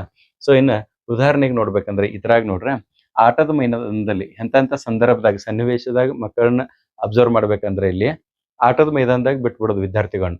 ಅವ್ರ ಆಟ ಆಡೋದ್ನಾಗ ಮಕ್ಕಳ ವರ್ತನೆಯನ್ನು ಶಿಕ್ಷಕರು ಕಿಟಕಿಯಿಂದ ವೀಕ್ಷಿಸೋದು. ಸಾಮಾನ್ಯವಾಗಿ ಯತ್ನ ಮಾಡ್ತಾರೆ, ಎಲ್ಲಾ ಮಕ್ಕಳನ್ನ ಆಟ ಆಡಕ್ ಬಿಡ್ತಾರೆ, ಕಿಟಕಿಯಾಗ ನಿಂತು ನೋಡ್ತಿರ್ತಾರ ಶಿಕ್ಷಕರ. ಅಲ್ಲಿ ಕೂಡ ಏನೋ ಗದ್ದಲ ಎಲ್ಲ ಆಗ್ಬಾರ್ದು ಅಂತ ತಿಳ್ಕೊಂಡು, ಗೊತ್ತಾಯ್ತಲ್ಲ. ಸೊ ಅವ್ರಿಗೆ ಗೊತ್ತಿರ್ತಂಗೆ ಕಿಟಕಿಯಾಗ ನಿಂತು ನೋಡ್ಬೇಕಂತ ಏನೂ ಇಲ್ಲ. ಮಕ್ಕಳಿಗೆ ಅರಿವಿಗೆ ಬಾರದ ಹಂಗ ನಾವು ಅಬ್ಸರ್ವ್ ಮಾಡೋದೈತಲ್ಲ, ಅದು ಈ ವಿಧಾನ ಅದ. ಆಮೇಲೆ ಎರಡನೇದು, ಶಿಕ್ಷಕರು ತರಗತಿಯಿಂದ ಹೊರಗೆ ಬಂದು ಮಕ್ಕಳಿಗೆ ಕಾಣದಂತೆ ವೀಕ್ಷಿಸುವುದು. ಇವೆಲ್ಲ ಕಾಮನ್ ಆಗಿ ನಿಮ್ಗೆ ಗೊತ್ತದವ. ಯಾಕಂದ್ರೆ ವಿದ್ಯಾರ್ಥಿಗಳಿಗೆ ಅಭ್ಯಾಸ ಮಾಡಕ್ ಕೂಡಕ್ ಹೇಳಿ, ಸಣ್ಣ ಮಕ್ಕಳು ಇರ್ತಾವ, ಸ್ಕೂಲ್ ಮಕ್ಕಳೆಲ್ಲ ಅಭ್ಯಾಸ ಮಾಡಕ್ ಕೂಡಕ್ ಹೇಳ್ತೀರಿ. ಆಮೇಲೆ ನೀವು ಹೊರಗಡೆ ಬಂದ ಯಾವಾಗ್ಲೂ ಡೈರೆಕ್ಟ್ ಒಳಗ್ ಹೋಗಂಗಿಲ್ಲ. ಶಿಕ್ಷಕರಾದವ್ರು ಮಾಡೋ ಕೆಲಸ ಏನಂತಂದ್ರೆ ಡೈರೆಕ್ಟ್ ಒಳಗ್ ಹೋಗಂಗಿಲ್ಲ. ಯಾಕಂದ್ರೆ ಅವ್ರಿಗೆ ಒಂದ್ ಚೂರರ ಕ್ಯೂರಿಯಾಸಿಟಿ ಇರ್ತದ, ನಾ ಇಲ್ಲದಾಗ ಇವ್ರು ಏನ್ ಮಾಡ್ತಾರು ಇದನ್ನ ನೋಡ್ಬೇಕಾಗಿರ್ತದ. ಅದಕ್ಕೆ ಏನ್ ಮಾಡ್ತಾರೆ ಹೇಳ್ರಿ, ನೀವು ಏನಾದ್ರು ಇನ್ನ ಹೇಳಿದ್ನಿಲ್ಲ ಬುಕ್ ತರಕ್ ಹೋಗಿದ್ರಿ ಅಂತ ತಿಳ್ಕೊಣ, ಅಲ್ಲಿಂದ ವಾಪಸ್ ಬರುತ್ತೆ ಡೈರೆಕ್ಟ್ ಕ್ಲಾಸ್ನಾಗ ಬರಂಗಿಲ್ಲ. ಬದಲಾಗಿ ಏನ್ ಮಾಡ್ತೀರಿ, ಕಿಟಕಿಯಾಗ ಒಂದ್ ಚೂರು ನಿಂತು ನೋಡ್ತೀರಿ, ಯಾರು ಅಭ್ಯಾಸ ಮಾಡ್ಕೋರು ಯಾರಿಲ್ಲ. ಯಾಕಂದ್ರೆ ನೀವು ಒಂದ್ ಕೆಲಸ ಹೇಳಿರ್ತೀರಿ, ಅದು ರಿಯಲಿ ಅವ್ರು ಮಾಡ್ತಾರೋ ಅಥವಾ ಇಲ್ಲೋ ಅನ್ನೋದು ನೋಡ್ತೀರಿ. ಆಮೇಲೆ ಒಳಗಿಂದ ಬಂದು ಏನ್ ಮಾಡೋದು ಮಾಡ್ತೀರಿ. ಓಕೆ. ಸೊ ಈ ಇಂಥ ಉದಾಹರಣೆಗಳನ್ನ ಇಲ್ಲಿ ನಾವು ತಗೊಳ್ಬಹುದು. ಇಲ್ಲಿ ಆಟ ಆಡಕ್ ಬಿಟ್ಟಿದಾರ, ಇಲ್ಲಿ ಒಬ್ರು ಟೀಚರ್ ನಿಂತಿದಾರ, ಅವ್ರು ನೋಡ್ತಿದ್ದಾರೆ ಅವರು. ಓಕೆ. ಇನ್ ನೆಕ್ಸ್ಟ್ ಉದಾಹರಣೆಗೆ ಶಾಲೆಯಲ್ಲಿ ಒಂದು ಮಗುವಿನ ಸಾಮಾಜೀಕರಣವನ್ನು ತಿಳಿಬೇಕಾದ್ರೆ, ಸಾಮಾಜೀಕರಣ ಅಂದ್ರೆ ಅವ ಯಾವ ರೀತಿ ಆ ಕ್ಲಾಸ್ನಾಗ ಇನ್ವಾಲ್ವ್ಮೆಂಟ್ ಆಗ್ಯದ, ಮಕ್ಕಳ ಜೊತೆಗೆ ಬರ್ತಿದ್ದಾನ, ಇದನ್ನೆಲ್ಲ ನಾವು ಅಭ್ಯಾಸ ಮಾಡ್ಬೇಕಾಯ್ತು. ಹೊಂದಾಣಿಕೆ ಗುಣ ಯಾವ ರೀತಿ ಅದ, ಸಾಮಾಜೀಕರಣ ಅಂದ್ರೆ ಇವ ಅಂಶಗಳು ತಿಳಿತಿಲ್ಲ. ಆ ವ್ಯಕ್ತಿ ವಾತಾವರಣಕ್ಕೆ, ಪರಿಸರಕ್ಕೆ ಯಾವ ರೀತಿ ಹೊಂದಿಕೊಂಡಿದ್ದಾನ, ಮಕ್ಕಳ ಜೊತೆ ಯಾವ ರೀತಿ ಬರ್ತಿದ್ದಾನ, ಗುಂಪದಾಗ ಇದ್ದಾಗ ಯಾವ ರೀತಿ ವರ್ತನೆ ತೋರ್ತಾನ, ವೈಯಕ್ತಿಕ ಇದ್ದಾಗ ಯಾವ ರೀತಿ ವರ್ತನೆ ತೋರ್ತಾನೆ, ಇದನ್ನೆಲ್ಲ ಅಭ್ಯಾಸ ಮಾಡ್ಬೇಕಾದ್ರೆ ನಾವ್ ಏನೇನ್ ಮಾಡ್ತೇವೆ ಹೇಳ್ರಿ, ಆ ವ್ಯಕ್ತಿಯ ಸಾಮಾಜೀಕರಣವನ್ನ ತಿಳಿಬೇಕಾದ್ರೆ ವರ್ತನೆಯನ್ನ ಎಲ್ಲೆಲ್ಲಿ ನಾವು ಅಬ್ಸರ್ವ್ ಮಾಡ್ತೀವಿ ಅಂತಂದ್ರೆ, ಒಂದು ಆಟದ ಮೈದಾನದಾಗ ಅಬ್ಸರ್ವ್ ಮಾಡ್ತೀವಿ. ಎರಡನೇದು ವಿರಾಮ ವೇಳೆಯಲ್ಲಿ ರೆಸ್ಟ್ ಬಿಟ್ಟಿದ್ದೇವೆ, ಅಲ್ಲಿ ಯಾರು ಅಬ್ಸರ್ವೇಷನ್ ಮಾಡಂಗಿಲ್ಲ, ಯಾಕಂದ್ರೆ ರೆಸ್ಟ್ ಬಿಟ್ಟಿದೆ. ಆ ರೆಸ್ಟ್ ಬಿಟ್ಟಾಗೂ ಕೂಡ ವಿದ್ಯಾರ್ಥಿ ಹೆಂಗಿದೆ ಅನ್ನೋದನ್ನ ನಾವು ನೋಡ್ತೀವಿ. ಶಾಲಾ ಶಿಬಿರಗಳಲ್ಲಿ ಬೇರೆ ಬೇರೆ ಶಿಬಿರ ಇರ್ತಾವಲ್ಲ ಶಾಲೆಗಳು, ಅದ್ರಾಗೆಲ್ಲ ನಾವು ಹೆಂಗಾಗಿ ಆಕ್ಟಿವ್ ಆಗಿ ಪಾರ್ಟಿಸಿಪೇಟ್ ಮಾಡ್ಕೊನೋ ಇಲ್ಲೋ. ಆಮೇಲೆ 4th ಒನ್ ಶಾಲಾ ಕಾರ್ಯಕ್ರಮಗಳಲ್ಲಿ, ಆಮೇಲೆ 5th ಒನ್ ಪ್ರವಾಸಗಳಲ್ಲಿ. ಇವು ಎಕ್ಸಾಂಪಲ್ ಇಷ್ಟೇ ಅಂತಲ್ಲ, ಇದು ಸಾಕಷ್ಟು ಇದ್ರಾಗ ಬರ್ತಾವ. ನೀವು ಎಲ್ಲೆಲ್ಲಿ ಮಕ್ಕಳನ್ನ ಕರ್ಕೊಂಡು ಹೊರಗಡೆ ಓಪನ್ ಆಗಿ ಬಿಡ್ತಿರಲ್ಲ, ಅವೆಲ್ಲ ಸಂದರ್ಭಗಳು ಇಲ್ಲಿ ಸನ್ನಿವೇಶಗಳು ಇಲ್ಲಿ ಅಳವಡಿಕೆ ಆಗ್ತಾವ. ಸೊ ಇಂಥ ಸಂದರ್ಭದಲ್ಲಿ ಆ ಮಗುವಿಗೆ ತಿಳಿಯದಂತೆ ವೀಕ್ಷಿಸಿ ದಾಖಲಿಸ್ಕೊಳ್ಬೇಕು. ಅವಾಗ ನಿಮ್ಗೆ ರಿಯಾಲಿಟಿ ಗೊತ್ತಾಗ್ತದೆ. ಓಕೆ. ಸೊ ಈ ಎಲ್ಲಾ ವೀಕ್ಷಣಾ ವಿಧಾನಗಳಲ್ಲಿ ವಸ್ತುನಿಷ್ಠ ದಾಖಲೆಗಳನ್ನ ಇಡೋದೇನಿದಲ್ಲ, ಅದು ಬಹಳ ಮುಖ್ಯವಾಗದ, ಇಂಪಾರ್ಟೆಂಟ್ ಅದ. ವಸ್ತುನಿಷ್ಠ ಅಂದ್ರೆ ಏನ ಹೇಳ್ರಿ, ಸತ್ಯಾಸತ್ಯತೆಯಿಂದ ಕೂಡಿದ ವರದಿ ಅಂತಂದಂಗ. ನೀವು ಏನು ನೋಡ್ತಿರಲ್ಲ ಎಕ್ಸಾಕ್ಟ್ ಅದೇ ರೀತಿ ಬರಿಬೇಕು. ಅದನ್ನ ಯಾವುದೇ ರೀತಿ ಹೆಚ್ಚು ಬರಿಬಾರ್ದು, ಕಡಿಮೆನೂ ಬರಿಬಾರ್ದು. ಮತ್ ಮಕ್ಕಳ ಬಗ್ಗೆ ಒಂದು ಪೂರ್ವವಾದಂತ ಒಂದು ಇದಿರಬಾರ್ದು. ನಿಮ್ಗೆ ಏನ್ ಹೇಳ್ರಿ, ಪ್ರಿಜಿಡೈಸ್ ಅಂತ ಹೇಳಿ ಕರಿತೀವಿ ನಾವು. ಪೂರ್ವ ಪ್ರಜ್ಞೆಯನ್ನು ಹೊಂದಿರಬಾರ್ದು. ಅದನ್ನ ಮೊದಲ ಹಿಂಗದ ಅಂತೇಳಿ ನೀವು ಯೋಚನೆ ಮಾಡಂಗಿಲ್ಲ. ಆ ಕ್ಷಣದಾಗ ಅವ ಏನು ವರ್ತನೆ ಅಂತ ತೋರ್ತಲ್ಲ, ಅದನ್ನ ಬರಿಬೇಕು ನೀವೆಲ್ಲ. ಓಕೆ. ಆಮೇಲೆ ನಂತರ ಅದನ್ನು ವಿಶ್ಲೇಷಿಸಿ, ಅಂದ್ರೆ ನೀವು ದಾಖಲೆ ಏನ್ ಮಾಡ್ಕೊಳ್ತಿರಲ್ಲ, ಅದನ್ನ ಏನ್ ಮಾಡ್ಬೇಕು, ವಿಶ್ಲೇಷಿಸಬೇಕು. ವರ್ತನೆ ಬಗ್ಗೆ ಸೂಕ್ಷ್ಮ ಅಥವಾ ಸೂಕ್ತ ತೀರ್ಮಾನಗಳನ್ನು ಕೈಗೊಳ್ಳಬೇಕು. ಇವು 3 ಹಂತಗಳು ಅಂದಂಗೆ. ಒಂದನೇದು ದಾಖಲೆ ಮಾಡ್ಕೊಳ್ಳೋದು, ಎರಡನೇದು ವಿಶ್ಲೇಷಣೆ ಮಾಡೋದು, ಸೂಕ್ತ ತೀರ್ಮಾನಗಳನ್ನ ಕೈಗೊಳ್ಳೋದು. ಏನೇನು ಅದಕ್ಕೆ ಸಲಹೆ ಸೂಚನೆಗಳನ್ನ ಕೊಡಬೇಕಲ್ಲ, ಆ ತೀರ್ಮಾನಗಳನ್ನ ಕೈಗೊಳ್ಳೋದು. ಇವು ವೀಕ್ಷಣಾ ವಿಧಾನದ ಹಂತಗಳು ಅಂತಂದ್ರೂ ನಡೀತದೆ. ವೀಕ್ಷಣೆ ಮಾಡೋದು, ಆಮೇಲೆ ವಿಶ್ಲೇಷಣೆ ಮಾಡೋದು, ಇವೆಲ್ಲ ಹಂತಗಳು. ಅದ್ರಾಗೇನು 3-4 ಅಂತಿಲ್ಲ, ನಿಮ್ಗೆ ಎಷ್ಟು ಅಥವಾ ಅಷ್ಟು ಹಂತಗಳನ್ನ ನಿಮಗೆ ಬೇಕಾದ ರೀತಿಯಲ್ಲಿ ನೀವು ಬಳಸ್ಕೋಬಹುದು. ಒಂದನೇದ ವೀಕ್ಷಣೆ ಮಾಡೋದು ಅಂತ ತಿಳ್ಕೊಳ್ರಿ, ಎರಡನೇದ ವಿಶ್ಲೇಷಣೆ ಮಾಡೋದಾಗ್ಲಿ, ಆಮೇಲೆ ಮೂರನೇದು ಸೂಕ್ತ ತೀರ್ಮಾನಗಳನ್ನ ಕೈಗೊಳ್ಳೋದು. ಇಂಥವೆಲ್ಲ ನೀವು ಹಂತಗಳನ್ನ ಮಾಡ್ಕೋಬಹುದು. ಆಮೇಲೆ ನೆಕ್ಸ್ಟ್ ನೋಡ್ರಿ, ಈ ಒಂದು ವಿಧಾನದ ಗುಣಗಳು ಏನೇನಿದಾವ, ಮೆರಿಟ್ಸ್ ಅಂತ ಏನ್ ಕರಿತೀವಲ್ಲ, ಏನೇನಿದಾವ ನೋಡ್ರಿ. ಒಂದನೇದು, ಈ ಪದ್ಧತಿ ವಸ್ತುನಿಷ್ಠವಾಗಿದ್ದು ಯಾರು ಬೇಕಾದರೂ ಅಳವಡಿಸಬಹುದು. ಹೇಳ್ತಾ, ಯಾರು ಬೇಕಾದವ್ರು ಅಳವಡಿಸಬಹುದು ಹಿಂಗ್ ಹೇಳಿದಾರ. ಬಟ್ ಎಲ್ಲಾರು ಮಾಡ್ಲಿಕ್ಕೆ ಸಾಧ್ಯ ಇಲ್ಲ. ಒಂದ್ ಸಣ್ಣ ಟ್ರೈನಿಂಗ್ ಅವಶ್ಯಕತೆ ಅದ. ಮತ್ತ ಆತ ಪ್ರಾಮಾಣಿಕವಾಗಿರ್ಬೇಕು ಅನ್ನೋದೇನದಲ್ಲ, ಅದು ಬಹಳ ಮುಖ್ಯವಾಗಿದೆ. ಹೇಳ್ತಾ, ಇನ್ನು ಎರಡನೇದು, ಒಬ್ಬರು ಕೈಗೊಂಡ ತೀರ್ಮಾನವನ್ನ ಇನ್ನೊಬ್ಬರು ಅಂತಹದೇ ಸನ್ನಿವೇಶದಲ್ಲಿ ವೀಕ್ಷಿಸಿ ಫಲಿತಾಂಶವನ್ನ ತಾಳೆ ನೋಡಬಹುದು, ಕಂಪ್ಯಾರಿಸನ್ ಮಾಡಬಹುದು. ಈಗ ಒಬ್ಬ ವಿದ್ಯಾರ್ಥಿಯನ್ನ ಅಬ್ಸರ್ವ್ ಮಾಡ್ಲಿಕ್ಕೆ ನಾವು 2 ಮಂದಿಗೆ ಹೇಳ್ಬಹುದು. ಒಬ್ಬ ಸರ್ ಕೊಟ್ಟಿದ ರಿಪೋರ್ಟ್ ಅಂತ ತಿಳ್ಕೊಳ್ರಿ. ಆಮೇಲೆ ಇನ್ನೊಬ್ಬ ಸರ್ಗೂ ಹೇಳ್ತೇವೆ ನಾವು ಮಾಡ್ರಿ ಅಂತ. ಅವ್ರ 2 ಮಂದಿ ದಾಖಲೆಯನ್ನ ತಾಳೆ ನೋಡ್ಬೋದು. ಇಬ್ರು ಕೂಡ ಹೆಚ್ಚು ಕಡಿಮೆ ಒಂದೇ ರೀತಿ ಕೊಟ್ಟಿದ್ರ ಅಂತ ತಿಳ್ಕೊಳ್ರಿ, ಆ ಮಗುನ ವರ್ತನೆ ಅದೇ ರೀತಿ ಇರ್ತದಂಗ. ಹಂಗ ಇಬ್ರು ಬಿಟ್ಟು ನೀವು 10 ಜನ ಕಡಿಮೆ ಮಾಡಿದ್ರು ಕೂಡ ಒಪಿನಿಯನ್ ಹೆಚ್ಚು ಕಡಿಮೆ ಅಂದ್ರೆ ಒಂದು 2-3 ಪಾಯಿಂಟ್ ಹೆಚ್ಚಾ ಕಡಿಮೆ ಬಂದ್ರೂ ಕೂಡ ಅದು ಓಕೆ ಅಂತಂದಂಗ, ರಿಪೋರ್ಟ್ ಸರಿಯಾಗಿದೆ ಅಂತಂದಂಗ. ಓಕೆ. ಇನ್ನ ಮೂರನೇದು, ವ್ಯಕ್ತಿಗೆ ತಿಳಿಯದಂತೆ ವೀಕ್ಷಿಸುವುದರಿಂದ ವರ್ತನೆಗಳು ಸ್ವಾಭಾವಿಕವಾಗಿರುತ್ತವೆ. ಇದು 3ನೇ ವಿಧಾನದಾಗ ಇರ್ತದಲ್ಲ. ಓಕೆ. ಸೊ ಸ್ವಾಭಾವಿಕವಾಗಿರೋದ್ರಿಂದ ಅದು ನಿಜ ಇರ್ತದ ಅಂತ ತಿಳ್ಕೊಂಡು ನಾವು ಹೇಳ್ತೇವೆ. ಆಮೇಲೆ 4ನೇದು ಅಂದ್ರೆ, ವೀಕ್ಷಣಾ ವಿಧಾನವನ್ನ ಯಾವುದೇ ವಯಸ್ಸಿನ ಮಿತಿ ಇಲ್ಲದೆ, ಇದೊಂದು ಇಂಪಾರ್ಟೆಂಟ್. ಇದು ವಯಸ್ಸಿನ ಮಿತಿ ಇಲ್ಲದೆ ಬಳಸಬಹುದು. ಸಣ್ಣ ಮಕ್ಕಳಿಗೆ ಬಳಸಬಹುದು, ಯಾಕಂದ್ರೆ ಗೆಸಲ್ ಅವರ ಚಿಕ್ಕ ಮಕ್ಕಳಿಗೆ ಬಳಸ್ತಿದ್ರು. ಮತ್ತು ವರ್ತನವಾದಿಗಳು ದೊಡ್ಡವರು ಮಾನವನ ವರ್ತನೆಗಳನ್ನ ಅಭ್ಯಾಸ ಮಾಡ್ಲಿಕ್ಕೆ ಬಳಸ್ತಿದ್ರು. ಈ ವಿಧಾನದಲ್ಲಿ ಹೆಚ್ಚು ಸಮಯ ಮತ್ತು ಹಣದ ವ್ಯಯವಾಗುವುದಿಲ್ಲ. ಇದು ಇಂಪಾರ್ಟೆಂಟ್. ಯಾಕಂದ್ರೆ ಒಂದೊಂದು ವಿಧಾನಗಳದವಲ್ಲ, ಪ್ರಾಯೋಗಿಕ ವಿಧಾನ ಎಲ್ಲ, ಅಲ್ಲಿ ಸಾಕಷ್ಟು ಖರ್ಚು ಬರ್ತದೆ, ಟೈಮು ಹತ್ತದ. ಇದಕ್ಕೇನು ಬಹಳ ಟೈಮು ಹತ್ತಂಗಿಲ್ಲ ಮತ್ತು ಖರ್ಚು ಬರಂಗಿಲ್ಲ ಅಂತದ. ಇದು 5ನೇದು ಒಂದು ಒಳ್ಳೆಯ ಅಂಶ ಅಂತ ಹೇಳ್ಬೋದು, ಗುಣಗಳು ಅಂತ ಹೇಳ್ಬೋದು. ಇನ್ನು 6ನೇದು ಏನಂತಂದ್ರೆ, ಈ ವಿಧಾನದಲ್ಲಿ ವ್ಯಕ್ತಿ ಅಥವಾ ಗುಂಪುಗಳನ್ನು ಸಹ ಅಧ್ಯಯನ ಮಾಡ್ಬೋದು. ಅಂದ್ರೆ ಒಬ್ಬ ವ್ಯಕ್ತಿಯನ್ನು ಕೂಡ ನಾವು ಮಾಡ್ಬೋದು, ಅಥವಾ ಗುಂಪಿನ ವರ್ತನೆ ಕೂಡ ನಾವು ಅಳಿಲಿಕ್ಕೆ ಸಹಾಯಕಾರಿಯಾಗಿದೆ ಅಂತ ಹೇಳ್ತೇವೆ. 6th one. 7th ಏನಂತಂದ್ರ, ವೀಕ್ಷಣೆಯ ಮೂಲಕ ವಿದ್ಯಾರ್ಥಿಗಳ ವಿಕಾಸಾತ್ಮಕ ಗುಣಲಕ್ಷಣಗಳನ್ನ ನಾವು ಅಭ್ಯಾಸ ಮಾಡಬಹುದು. ವಿಕಾಸಾತ್ಮಕ ಗುಣಲಕ್ಷಣಗಳನ್ನ ಇದನ್ನು ಕೂಡ ಗೆಸಲ್ ಅವರ ಮಾಡ್ತಿದ್ರು. ಗೆಸಲ್ ಅವರು ಅಲ್ಲಿ ವಿಕಾಸಾತ್ಮಕ ಗುಣಲಕ್ಷಣಗಳನ್ನ ಅಭ್ಯಾಸ ಮಾಡೋ ಸಲುವಾಗಿ ಅದು ಮಾಡ್ತಿದ್ರು. ಹೇಳ್ತಾ, ಅಪಸಮಾಯೋಜಿತ ಮತ್ತು ವಿಕಾಸಾತ್ಮಕ ಗುಣಗಳನ್ನ. ಇನ್ನು 8ನೇದು, ಮಕ್ಕಳಲ್ಲಿ ಕಂಡುಬರುವ ಅಶಿಸ್ತು, ಇಲ್ಲಿ ನೋಡ್ರ ಪಾಯಿಂಟ್, ಅಶಿಸ್ತು ಒಂದೇದು, ಹಠಮಾರಿತನ ಎರಡನೇದು, ಕಲಿಕೆಯಲ್ಲಿ ಹಿಂದುಳಿದಿರುವಿಕೆ ಇದು, ನಾಲ್ಕನೇದು ಅಪರಾಧ ಗುಣಗಳು, ಆಮೇಲೆ ಒಂಟಿತನ. ಇಂಥವು ಏನೇನು ಗುಣಗಳು ವಿದ್ಯಾರ್ಥಿಗಳಲ್ಲಿ ಸಾಮಾನ್ಯವಾಗಿ ಇರ್ತಾವ. ಡಿಸಿಪ್ಲಿನ್ ಇರಂಗಿಲ್ಲ, ಹಠ ಮಾಡೋದೆಲ್ಲ ಮಾಡ್ತಿರ್ತಾವ, ಕಲಿಕೆದಾಗ ಹಿಂದುಳಿತಿರ್ತಾರ ಸಾಮಾನ್ಯವಾಗಿ. ಅಪರಾಧ ಗುಣಗಳು ಅಂದ್ರೆ ಇನ್ನೊಬ್ಬನ ಹಿಡಿಯೋದು, ನಾವು ಬಂದಾಗ ಸುಮ್ಮನೆ ಇರೋದು, ಇಲ್ರಿ ಸರ್ ತಪ್ಪಾಯ್ತು ಸಾರಿ ತಂದು ಮತ್ತೆ ಹಿಂದೆ ಅದು ತಪ್ಪು ಮಾಡೋದು, ಇಂಥವು ಸಣ್ಣ ಪ್ರಮಾಣದ ಅಪರಾಧಗಳು. ಆಮೇಲೆ ಒಂಟಿತನ, ಅವು ಲೋನ್ಲಿನೆಸ್ ಫೀಲ್ ಮಾಡೋದು, ಇಂಥವೆಲ್ಲ ಗುಣಗಳು ಮಕ್ಕಳಲ್ಲಿ ಸಾಮಾನ್ಯವಾಗಿರ್ತಾವ. ಇವುಗಳನ್ನ ಸರಿಯಾದ ರೀತಿಯಲ್ಲಿ ವೀಕ್ಷಣೆ ಮಾಡುವ ಮೂಲಕ ಮಾರ್ಗದರ್ಶನ ಮಾಡಿತ ಅಂತ ತಿಳ್ಕೊಳ್ರಿ, ನಿಮ್ಮ ಕ್ಲಾಸ್ ವಂಡರ್ಫುಲ್ ಕ್ಲಾಸ್ ಆಗ್ತದ. ಇದೆಲ್ಲ ಒಬ್ಬ ಶಿಕ್ಷಕ ಮಾಡುವಂತ ಕೆಲಸ ಅದ. ಯಾಕಂದ್ರೆ ನಾ ಈಗಾಗಲೇ ಹೇಳಿದ್ನಲ್ಲ, ಶಿಕ್ಷಕ ಒಬ್ಬ ಮನೋವಿಜ್ಞಾನಿ. ಅವನಿಗೆ ಎದುರಾಗುವಂತ ಸಮಸ್ಯೆಗಳನ್ನ, ಅಂದ್ರೆ ಮಕ್ಕಳಿಂದ ತೊಂದರೆ ಉಂಟಾದಾಗ ಆ ಮಕ್ಕಳನ್ನ ಸರಿ ದಾರಿಗೆ ತರೋದ್ ಕೆಲಸ ಏನದಲ್ಲ, ಅದು ಶಿಕ್ಷಕರಿಂದ ಅದ. ಅದಕ್ಕೆ ಶಿಕ್ಷಕ ಒಬ್ಬ ಮನೋವಿಜ್ಞಾನಿಯಾಗಿ ಈ ಎಲ್ಲಾ ವಿಧಾನಗಳು ಆಯಾ ಕಾಲಕ್ಕೆ ಸಂದರ್ಭಕ್ಕೆ ತಕ್ಕಂತೆ ಉಪಯೋಗಿಸ್ಕೊಂಡು ಮಕ್ಕಳ ವರ್ತನೆ ತಿದ್ದುವಂತ ಕೆಲಸ ಮಾಡ್ಬೇಕಾಗಿದೆ. ಇನ್ನು 9ನೇದು ಯಾವ್ದಂದ್ರೆ, ವ್ಯಕ್ತಿತ್ವದ ಅಳತೆಯಲ್ಲಿ ಇದು ಅತ್ಯಂತ ಸಹಾಯಕಾರಿಯಾಗಿದೆ. ಒಬ್ಬ ವ್ಯಕ್ತಿಯ ವ್ಯಕ್ತಿತ್ವವನ್ನು ಅಳಿಬೇಕಾಯ್ತು ಅಂತ ತಿಳ್ಕೊಳ್ರಿ, ಮೊದಲು ಮಾಡುವಂತ ಒಂದು ಕೆಲಸ ಏನಂತಂದ್ರೆ, ವ್ಯಕ್ತಿತ್ವದ ಪರೀಕ್ಷೆ ಎಲ್ಲ ಮಾಡೋಕ್ಕಿಂತ ಪೂರ್ವದಲ್ಲಿ ಅದನ್ನ ಅಬ್ಸರ್ವ್ ಮಾಡ್ತೀವಿ. ಅಬ್ಸರ್ವ್ ಮಾಡಿದ ಮ್ಯಾಗ ರಿಪೋರ್ಟ್ ಕೊಡ್ತೀವಿ, ಈತ ಒಳ್ಳೆ ವ್ಯಕ್ತಿ ಇದನ್ನ ತಿಳ್ಕೊಂಡು. ಓಕೆ, ಇನ್ ನೆಕ್ಸ್ಟ್ ನೋಡ್ರಿ, ಅವಗುಣಗಳು. ಈ ವಿಧಾನದಲ್ಲಿ ಕಂಡುಬರುವಂತಹ ದೋಷಗಳು ಯಾವುವು, ಮಿತಿಗಳು ಯಾವುವು ಅಂತಂದ್ರೆ, ಒಂದೇದು, ಈ ಪದ್ಧತಿಯಲ್ಲಿ ಬಾಹ್ಯ ವರ್ತನೆಯನ್ನ ಮಾತ್ರ ವೀಕ್ಷಿಸುವುದರಿಂದ ಕೆಲವೊಮ್ಮೆ ಬಾಹ್ಯ ವರ್ತನೆ ವ್ಯಕ್ತಿಯ ಆಂತರಿಕ ಮಾನಸಿಕ ಪ್ರಕ್ರಿಯೆಯನ್ನು ಪ್ರತಿಬಿಂಬಿಸುವುದಿಲ್ಲ. ನಾವು ಸಾಮಾನ್ಯವಾಗಿ ಹೇಳಿಲ್ಲ, ವ್ಯಕ್ತಿಯ ಬಾಹ್ಯ ವರ್ತನೆ ಯಾವಾಗಲೂ ಆಂತರಿಕ ವರ್ತನೆ ಪ್ರತಿರೂಪ ಆಗಿರ್ತದಂತ. ಬಟ್ ಕೆಲವೊಂದು ಸಲ ಏನಾಗ್ತದಂದ್ರೆ ಹಂಗಿರಂಗಿಲ್ಲ. ನಾವು ನೋಡಿದ್ದು ಕೂಡ ಒಮ್ಮೆ ಸುಳ್ಳಾಗ್ಬಿಡ್ತದ, ಕೇಳಿದ್ ಭೀ ಸುಳ್ಳಾಗ್ತದ. ಹಿಂಗಾಗಿ ಆ ವರ್ತನೆ, ಅವನ ಬಾಹ್ಯ ವರ್ತನೆ ಬೇರೆ ಆಗಿರ್ಬೋದು, ಆಂತರಿಕವಾಗಿ ಬೇರೆ ಆಗಿರ್ಬೋದು. ಇಂಥ ಘಟನೆಯನ್ನು ಸ್ವಲ್ಪ ಆಗುವಂತ ಸಂದರ್ಭ ಇರ್ತದ. ಈಗ ಗೋಮುಖ ವ್ಯಾಘ್ರಗಳು ಅಂತ ಹೇಳಿ ಕರಿತೀವಿ ನಾವು ಸಾಮಾನ್ಯವಾಗಿ, ಹೌದಲ್ಲ? ಗೋಮುಖ ವ್ಯಾಘ್ರ ಅಂದ್ರೆ ಮುಖ ಒಂದು. ಎರಡನೇದ್ ನೋಡ್ರಿ, ವೀಕ್ಷಣೆಯ ಸಂದರ್ಭದಲ್ಲಿ ದತ್ತಾಂಶಗಳನ್ನ ದಾಖಲಿಸುವಾಗ ವರದಿ ಮಾಡುವಲ್ಲಿ ಮತ್ತು ಅದನ್ನು ಅರ್ಥೈಸುವಿಕೆಯಲ್ಲಿ ವ್ಯಕ್ತಿನಿಷ್ಠತೆಗೆ ಹೆಚ್ಚಿನ ಅವಕಾಶ ಇಲ್ಲಿರ್ತದೆ. ಅಂದ್ರೆ ಇಲ್ಲಿ 3 ಹಂತಗಳಿದಾವು. ಒಂದೇದು, ಒಂದು ವೀಕ್ಷಣೆ ಸಂದರ್ಭದಲ್ಲಿ ನಾವು ದತ್ತಾಂಶಗಳನ್ನ ಏನ್ ದಾಖಲೆ ಮಾಡ್ತೀವಲ್ಲ ಅದು ಒಂದೇ ಹಂತ. ಎರಡನೇದು, ವರದಿ ಮಾಡ್ತಿರ್ತೀವಿ. ಆಮೇಲೆ 3ನೇದ್ರಾಗ ವಿಶ್ಲೇಷಣೆ ಅಥವಾ ಅದನ್ನ ಅರ್ಥೈಸುವಿಕೆ ಮಾಡ್ತಿರ್ತೀವಿ. ಇಂಥ ಸಂದರ್ಭದಲ್ಲಿ ವ್ಯಕ್ತಿನಿಷ್ಠತೆಗೆ ಅವಕಾಶ ಈ ವಿಧಾನದಾಗ ಹೆಚ್ಚದ. ವ್ಯಕ್ತಿನಿಷ್ಠತೆ ಅಂತಂದ್ರೆ ಒಬ್ಬ ವ್ಯಕ್ತಿ ತನಗ್ ಹೆಂಗ್ ಬೇಕಲ್ಲ ಹಂಗ್ ತಿರುಚಿ ಬರೆಯುವಂತ ಸಾಧ್ಯತೆ ಇದರಲ್ಲಿ ಹೆಚ್ಚದ. ಆಮೇಲೆ 3ನೇದು, ವೀಕ್ಷಕ ತನ್ನನ್ನು ವೀಕ್ಷಿಸುತ್ತಿದ್ದಾನೆಂದು ವೀಕ್ಷಕನಿಗೆ ಒಳಪಟ್ಟ ವ್ಯಕ್ತಿಗೆ ತಿಳಿದರೆ ಅವನ ವರ್ತನೆ ಕೃತಕವಾಗಬಹುದು. ಈ ಫಾರ್ ಎಕ್ಸಾಂಪಲ್, ನೀವು ನಾರ್ಮಲ್ ಇರೋದ ರೀತಿನೇ ಬೇರೆ ಇರ್ತದ. ಹೆಂಗ ಅಗದಿ ಮಾತಾಡ್ಬೇಕಾದ್ರೆ ಮಾತಿನ ತುಂಬೆಲ್ಲ ನಿಮಗ್ ಬೈಗಳು ಇರ್ಬೋದು, ಅಥವಾ ನೀವು ಈಸಿಯಾಗಿ ಮಾತಾಡುವಾಗ ಶುದ್ಧ ಮಾತಾಡದೇ ಇರ್ಬೋದು, ಹೆಂಗೋ ಮಾತಾಡ್ತಿರ್ತೀರಿ. ಬಟ್ ಇಂಟರ್ವ್ಯೂಗೆ ಹೋದಂತ ಸಂದರ್ಭದಲ್ಲಿ ಅತಿ ಚೆನ್ನಾಗಿ ಮಾತಾಡ್ಲಿಕ್ಕೆ ಪ್ರಯತ್ನ ಮಾಡ್ತೀರಿ. ಬಿಹೇವ್ ಕೂಡ ಅಗದಿ ಫುಲ್ ರೆಸ್ಪೆಕ್ಟೇಬಲ್ ಇರ್ತದ. ನೀವು ನಿಮ್ಮ ನಿಮ್ಮ ಸಿಚುವೇಶನ್ದಾಗ, ರಿಯಲ್ ಸನ್ನಿವೇಶದಾಗೆಲ್ಲಾನು ಕೂಡ ಹೆಂಗ್ ಬೇಕಾದಂಗೆ ವರ್ತನೆ ತೋರಿದ್ರು ಕೂಡ ಇಂಟರ್ವ್ಯೂಗೆ ಹೋದಂತ ಸಂದರ್ಭದಲ್ಲಿ ನಿಮ್ದ ಕೃತಕ ಮತ್ತು ಯಾಂತ್ರಿಕಮಯವಾದಂತ ವರ್ತನೆ ಇರ್ತದ. ಅಲ್ಲಿ ಹೋದ ಕೂಡಲೇ ಡೋರ್ ಲಾಕ್ ಮಾಡಿ sir may I come in ಅಂತ ಕೇಳ್ತೀರಿ. ಒಳಗೆ ಹೋಗಿ ಹಂಗ ಸುಮ್ಮನೆ ನಿಲ್ತೀರಿ ಅಗದಿ ಸಿನ್ಸಿಯರ್ ಆಗಿ.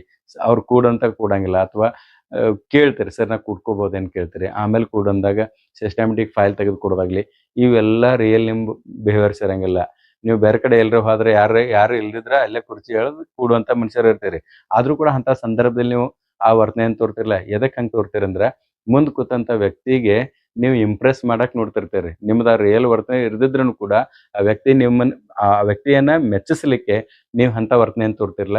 ಸೊ ಇಲ್ಲಿಯೂ ಕೂಡ ಹಂಗ ಆಗ್ತದ. ಏನಂತಂದ್ರೆ, ವೀಕ್ಷಣೆಗೆ ಒಳಪಡುವಂತ ವ್ಯಕ್ತಿ ನನ್ನನ್ನು ವೀಕ್ಷಣೆ ಇವರು ಮಾಡಕಾರಂತಂದು ಗೊತ್ತಾದ ಕೂಡಲೇ ಅವರನ್ನು ಇಂಪ್ರೆಸ್ ಮಾಡೋ ಸಲುವಾಗಿ ಯಾವಾಗ್ಲೂ ಒಳ್ಳೆ ವರ್ತನೆಯನ್ನು ತೋರುವಂತದ್ದ ಹೆಚ್ಚಿಗಿರ್ತದ.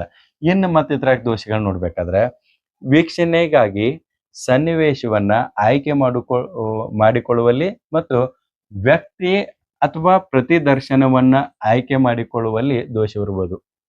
ಇದು ಕೂಡ ಬಹಳ ಇಂಪಾರ್ಟೆಂಟ್.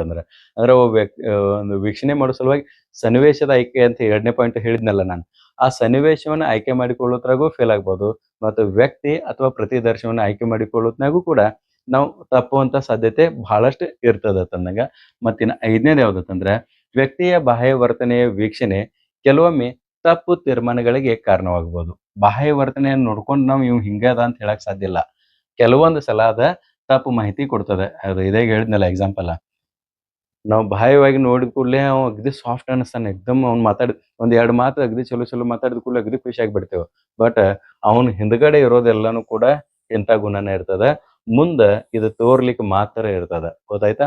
ಸೊ ಹಂಗಾಗಿ ಅದ ಹಿಂದಿದಾಗ ಅದ ನೋಡ, ಆನೆಯ ಹಲ್ಲ ನೋಡಾಕ್ ಒಂದಿರ್ತದ, ಬಟ್ ಅದು ಉಪಯೋಗಿಸೋದು ಇನ್ನೊಂದಿರ್ತದಲ್ಲ, ಆ ರೀತಿ ಇರ್ತದ. ಸೊ ಹಿಂಗಾಗಿ ಈ ವೀಕ್ಷಣಾ ವಿಧಾನದಲ್ಲಿ ಇವಿಷ್ಟು ದೋಷಗಳನ್ನ ನಾವು ಕಾಣ್ತೀವಿ. ಇನ್ನೂ ಸಾಕಷ್ಟು ಬರ್ತಾವ. ಇನ್ನು ಕೊನೆಗೆ ಈ ಒಂದು ವಿಧಾನ ಸಮರ್ಪ. ಇದರಲ್ಲಿ ದೋಷಗಳು ಇದಾವ, ಗುಣಗಳು ಇದಾವ. ಅದಿದ್ದಾಗ್ಯೂ ಕೂಡ ಮನೋವಿಜ್ಞಾನದಲ್ಲಿ ಇದ್ರ ಪಾತ್ರ ಏನದಲ್ಲ, ಅದು ಬಹಳಷ್ಟು ಮಹತ್ವದಾಗ್ಯದ. ಒಬ್ಬ ಶಿಕ್ಷಕನಿಗೆ ತರಗತಿಯಲ್ಲಿ ಆ ತರಗತಿ ಅತಿ ಶಿಸ್ತುಮಯವಾಗಿ ಇರ್ಬೇಕಾದ್ರೆ ಈ ಅಬ್ಸರ್ವೇಷನ್ ಮೆಥಡ್, ಅವಲೋಕನ ವಿಧಾನ ಅಥವಾ ವೀಕ್ಷಣಾ ವಿಧಾನ ಏನದಲ್ಲ, ಇದು ಬಹಳ 100% ಯೂಸ್ ಆಗುವಂಥ ವಿಧಾನ ಅದ. ಅದು ಅಲ್ಲದೇನೆ ಆ 3 ಪ್ರಕಾರಗಳು ಏನಿದಾವಲ್ಲ, ಸಂಪೂರ್ಣ ನಿಯಂತ್ರಿತ ಸನ್ನಿವೇಶದ ವೀಕ್ಷಣೆ, ಭಾಗಶಃ ನಿಯಂತ್ರಿತ ಸನ್ನಿವೇಶದ ವೀಕ್ಷಣೆ ಮತ್ತು 3ನೇದು ಸ್ವತಂತ್ರ ವೀಕ್ಷಣೆ. ಈ 3 ವಿಧಾನಗಳನ್ನ ಒಬ್ಬ ಶಿಕ್ಷಕ ಬಳಸ್ಕೊಂಡು ತನ್ನ ಮಕ್ಕಳನ್ನ ಮತ್ತು ಒಳ್ಳೆಯ ರೀತಿ ವರ್ತನೆ ತೋರುವಂಗೆ ಮಾಡುವಂಥ ಅವಕಾಶ ಅವನಿಗದ. ಅದನ್ನು ಸದುಪಯೋಗ ಪಡಿಸ್ಕೊಳ್ಬೇಕು ಮತ್ತು ಸಕ್ಸಸ್ ಆಗಬೇಕು. ಓಕೆ, ಸೊ ಇದಿಷ್ಟು ವೀಕ್ಷಣಾ ಪದ್ಧತಿಯ ಕುರಿತು ಇರುವಂಥ ವಿವರ. ಇನ್ನು ಮುಂದಿನ ಒಂದು ಅವಧಿಯಲ್ಲಿ ನಾವು ಏನು ಮಾಡೋಣ ಅಂತಂದ್ರೆ, ಇವತ್ತಿಗೆ 2 ಮುಗ್ದಂಗೆ ಆಯಿತು. ಮುಂದಿನ ಅವಧಿಯಲ್ಲಿ ನಾವು ಅತಿ ಇಂಪಾರ್ಟೆಂಟ್ ಅದ ವ್ಯಕ್ತಿ ಅಧ್ಯಯನ ಅಂತೇಳಿ. ಇದು ಕೂಡ ಇವೆಲ್ಲ ವಿಧಾನಗಳು ಶಿಕ್ಷಕನಿಗೆ ಅವಶ್ಯಕತೆ ಅದಾವ. ಸೊ ವ್ಯಕ್ತಿ ಅಧ್ಯಯನದ ಕುರಿತು ಮುಂದಿನ ಅವಧಿಯಲ್ಲಿ ಅಭ್ಯಾಸ ಮಾಡೋಣ. ಈ ವಿಧಾನದಲ್ಲಿ ಏನಾದರೂ ತಮಗೆ ಸಮಸ್ಯೆಗಳಿದ್ರೆ ನಾನು ಈಗಾಗಲೇ ಹೇಳ್ತೇನೆ, ಪ್ರತಿ ಅವಧಿಯಲ್ಲಿ ಹೇಳ್ತೀನಿ ಏನಂತ. ಮೆಸೇಜ್ಗಳನ್ನ ಹಾಕ್ರಿ, ಮತ್ತು ನೀವು ಆ ಮೆಸೇಜ್ಗಳನ್ನ ನೋಡಿ ನಾನು ನಿಮಗೆ ರಿಪ್ಲೈಯನ್ನು ಮಾಡ್ತೇನೆ. ಓಕೆ, ಆಮೇಲೆ ಭಾಳ ಸಲ ಹೇಳಿದೆ ನಾನು, ನೋಟ್ಸ್ ಮಾಡ್ಕೊಳ್ಳೋದನ್ನ ಮರಿಬೇಡ್ರಿ. ಬರೀ ವಿಡಿಯೋ ನೋಡಿದ್ರೆ ನಿಮ್ಗೆ ಅದು ನೆನಪಿನಾಗ ಉಳಿಯೋದಿಲ್ಲ. ಪ್ರತ್ಯೇಕವಾದಂಥ ಬುಕ್ ಇರಬೇಕು. ಕೊಡುವಂಥ ಮಾಹಿತಿನ ನಾವು ಆ್ಯಕ್ಚುಲಿ ಎಲ್ಲನೂ ಹೇಳ್ಬೋದು, ಬಟ್ ಹೇಳಿದ ಭಾಳ ತನಕ ನೆನಪು ಉಳಿಯಂಗಿಲ್ಲ ಅನ್ನೋ ಕಾರಣಕ್ಕೆ ಅದನ್ನ ನೋಟ್ಸ್ ರೂಪದಾಗ ಇಲ್ಲಿ ಕೊಡ್ದೇನೆ. ಇದನ್ನೆಲ್ಲ ಪಾಯಿಂಟ್ ಮಾಡಿ ಇಟ್ಕೊಳ್ರಿ. ಇದಕ್ಕೆ ಮತ್ತೆ ನಿಮ್ಮದೇ ಆದಂಥ ಕೆಲವೊಂದು ಟರ್ಮ್ಸ್ಗಳನ್ನ ಸೇರಿಸ್ಬೇಕನ್ನಿಸಿದ್ರೆ ಅಲ್ಲಿ ಮತ್ತೆ ಸೇರಿಸ್ತಾ ಹೋಗ್ರಿ. ಆ ನೋಟ್ಸ್ ಏನದಲ್ಲ ಅದನ್ನ ಅಗದಿ ಪರ್ಫೆಕ್ಟಾಗಿ ಇಟ್ಕೊಂಡ್ರೆ ತಿಳ್ಕೊಳ್ರಿ, ನೀವು ಎದುರಿಸುವಂಥ ಎಕ್ಸಾಮ್ದಲ್ಲಿ ಔಟ್ ಸೈಕಾಲಜಿದಲ್ಲಿ 100% ನೀವು ತೊಗೊಳ್ತೀರಿ. ಓಕೆ, ಸೊ ಕಾನ್ಸಂಟ್ರೇಟ್ ಮಾಡಿರಿ ಮತ್ತು ಉಳಿದ ಕಡೆ ಯಾವುದೇ ಗಮನವನ್ನು ಹರಿಸ್ದ ನಿಮ್ಮ ಗುರಿ ಏನದಲ್ಲ ಆ ಗುರಿ ಕಡೆಗೆ ಮಾತ್ರ ನಿಮ್ಮ ಲಕ್ಷ್ಯ ಇರಲಿ ಅಂತ ಹೇಳ್ತಾ ಇವತ್ತಿನ ಅವಧಿಯನ್ನು ಇಲ್ಲಿ ಮುಗಿಸ್ತೀನಿ. ನಮಸ್ಕಾರ.